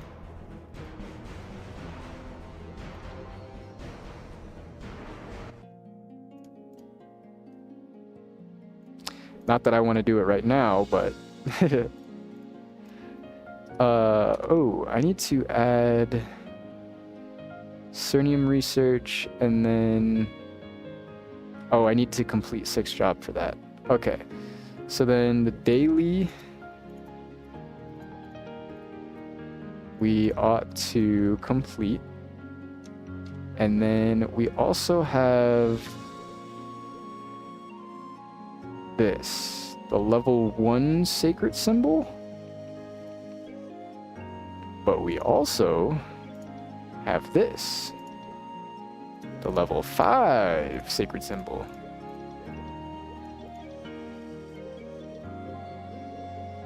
Okay, we got that one. We need to complete 6th job for that, and that one. Hexamatrix. We need to complete our 6th job. I always thought this was really funny. Ironically, so they're using one of Shade's skills as the core for the icon for all of these skills. But this is the icon for a skill that they removed in the rework. So this skill not only does not exist in the game, or it's not even a part of Shade anymore, but it doesn't even exist anymore. It's not even a real skill. Not even the little Moonbeam uses it anymore, not even the pink version. Moonbeam used to use a pink version of this skill. But they took Moonbeam out, so Moonbeam doesn't use abilities anymore. And they took the spin out, which is what this move was. So this skill doesn't exist, and yet it's used for the core, the icon, for every single core for the 6th job tutorial.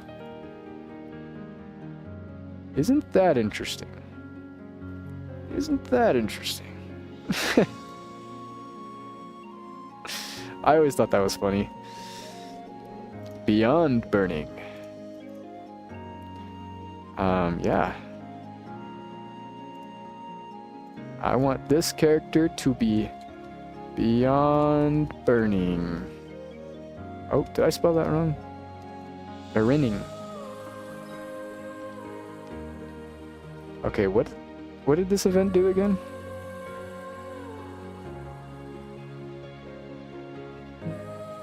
Oh, you just get bonus stats, or like bonus items when you level up. Burning flame wings. That's pretty cool. I think when we get back, we'll do 6th job, and then we'll see if we can get Lucid down. We should be able to do easy Lucid. We should be able to do easy Lucid, especially once we get our 6th job skills. That should be no problem at all, really. Other than that, though, I think we have claimed... Nope, I don't want to move. I think we've claimed everything that we can claim for right now.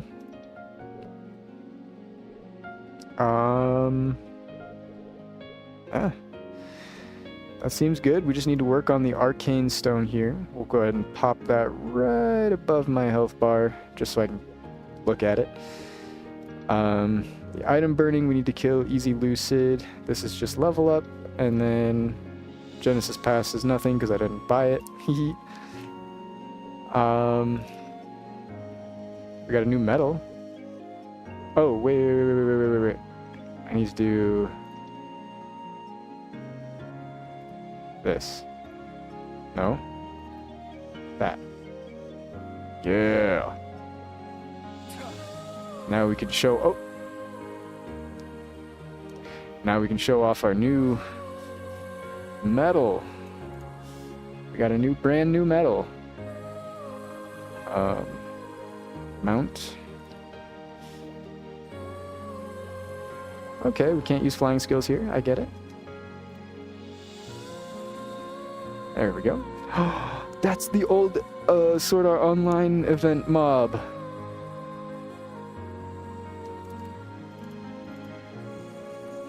What is that called? Orochi? Is that what it's called, or is that...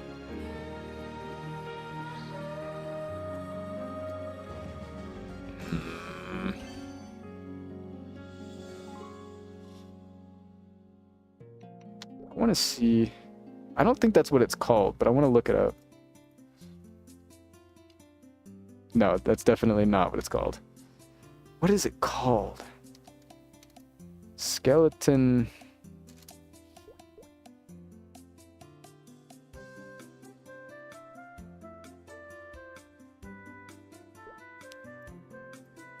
Centipede. The giant centipede and the king centipede. I can't remember what that enemy was called. That one right there. Oh, well, I'm blocking it with my face cam. This one right here. Can't remember what that guy was called. But it's okay. We've got our new medal for hitting 260. We've opened up 6th job, so we don't have it yet, but we it is unlocked. Can't change while riding a mount. Interesting. Merge. How much stat are we at? 24,000. That's what I like to see. Oops. Alright. So I am going to go ahead and end the stream here. I have been live for a little while today, about 5 hours, just playing Maplestory.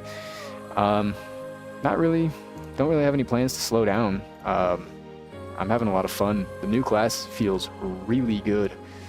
And the more I do, the more I can... Well, the more I do, the more I can do. Really. So, I'm going to do as much as I can. Grab some EXP, level up my symbols. 1 second.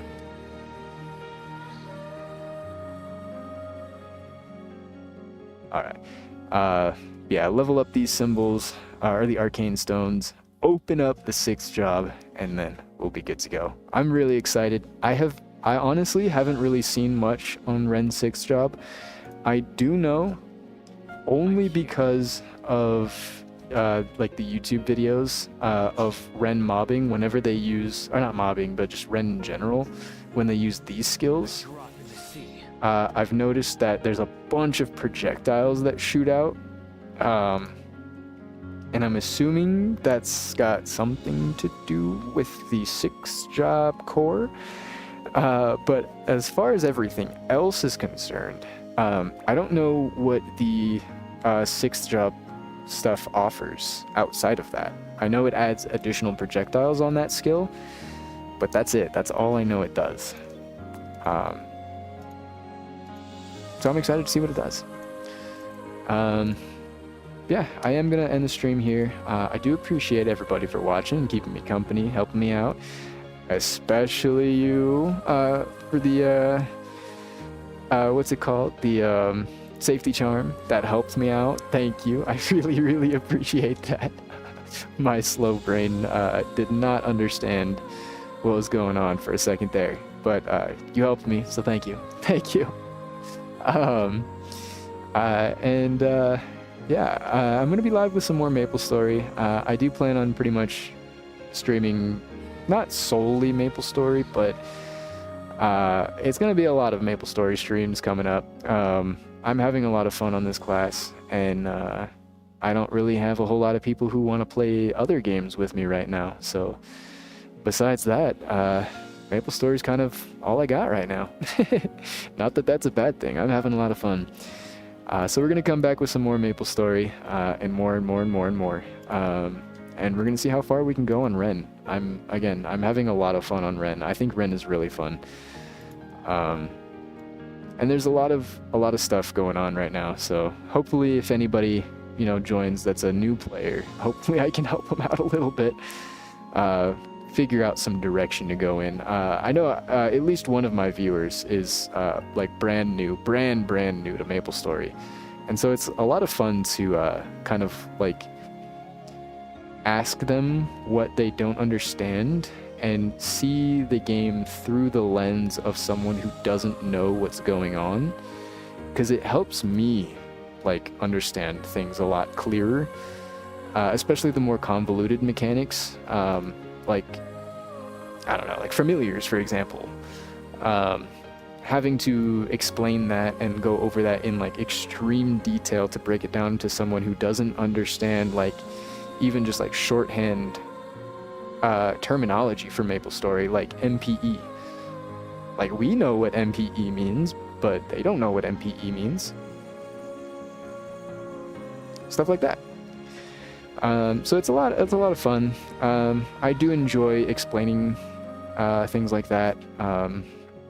I think it's nice to help out new players, especially with how, not gatekeepy, but I guess unknowingly gatekeepy the Maplestory community is. And I'm not saying that I'm excluded from that, but it is a little unknowingly gatekeepy whenever we refer to things like, oh, just do MPE, or just do this, or just do that, but they don't even know what that is. You know what I mean?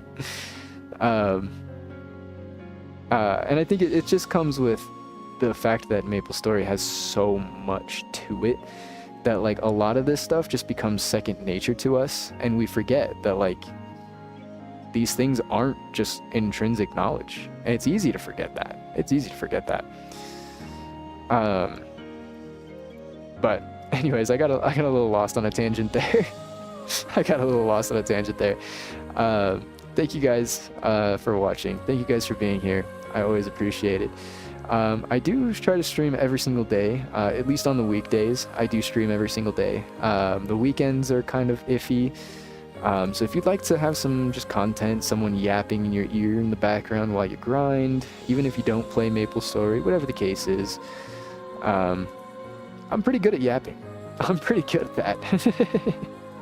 I'm pretty good at just speaking and just yap. So yeah, if you want any of that in the future, definitely follow the channel. That way you get notifications when I go live in the future. I do also have all of my past VODs uploaded onto YouTube. So if you'd like to check those out, if there's anything you missed or just want some extra content to just have up in the background while you're grinding, I do the same thing. I do the same thing. So feel free. My YouTube should be linked underneath whatever you're viewing on, whether that's Twitch or Kick. I should have links to my YouTube channel. If not, it's just a Gooplord 69. Pretty much same as my Twitch, but all that stuff is uploaded over there. I do also have a few videos that I worked on not specifically for Maplestory, but a few other like Pokemon related content. I also have Super Mario Sunshine, just like some older games that I like to play, just to re-experience them. I'm trying to do like a series where I go through and play older games from my childhood that I really, really liked growing up. Right now, I'm playing a game called Magical Star Sign, which is a game for the Nintendo DS that I played a long, long, long, long time ago, and I don't think I ever beat it. So I wanted to go back through and play it, see if it holds up still, and beat it. Finally beat it. So I have like episode 1 of that uploaded over on YouTube, if anybody is interested, if anybody wants to check that out. I do put a lot of work into my videos, so hopefully it does well. But either way, I'm gonna head out of here. I got some doggies to take care of, so thank you guys again for being here and joining me and supporting the channel. It does mean a lot to me, and just being here helps me do this every day. It gives me a reason to do this every day, so I appreciate it. I appreciate the reward for my yapping. Hey.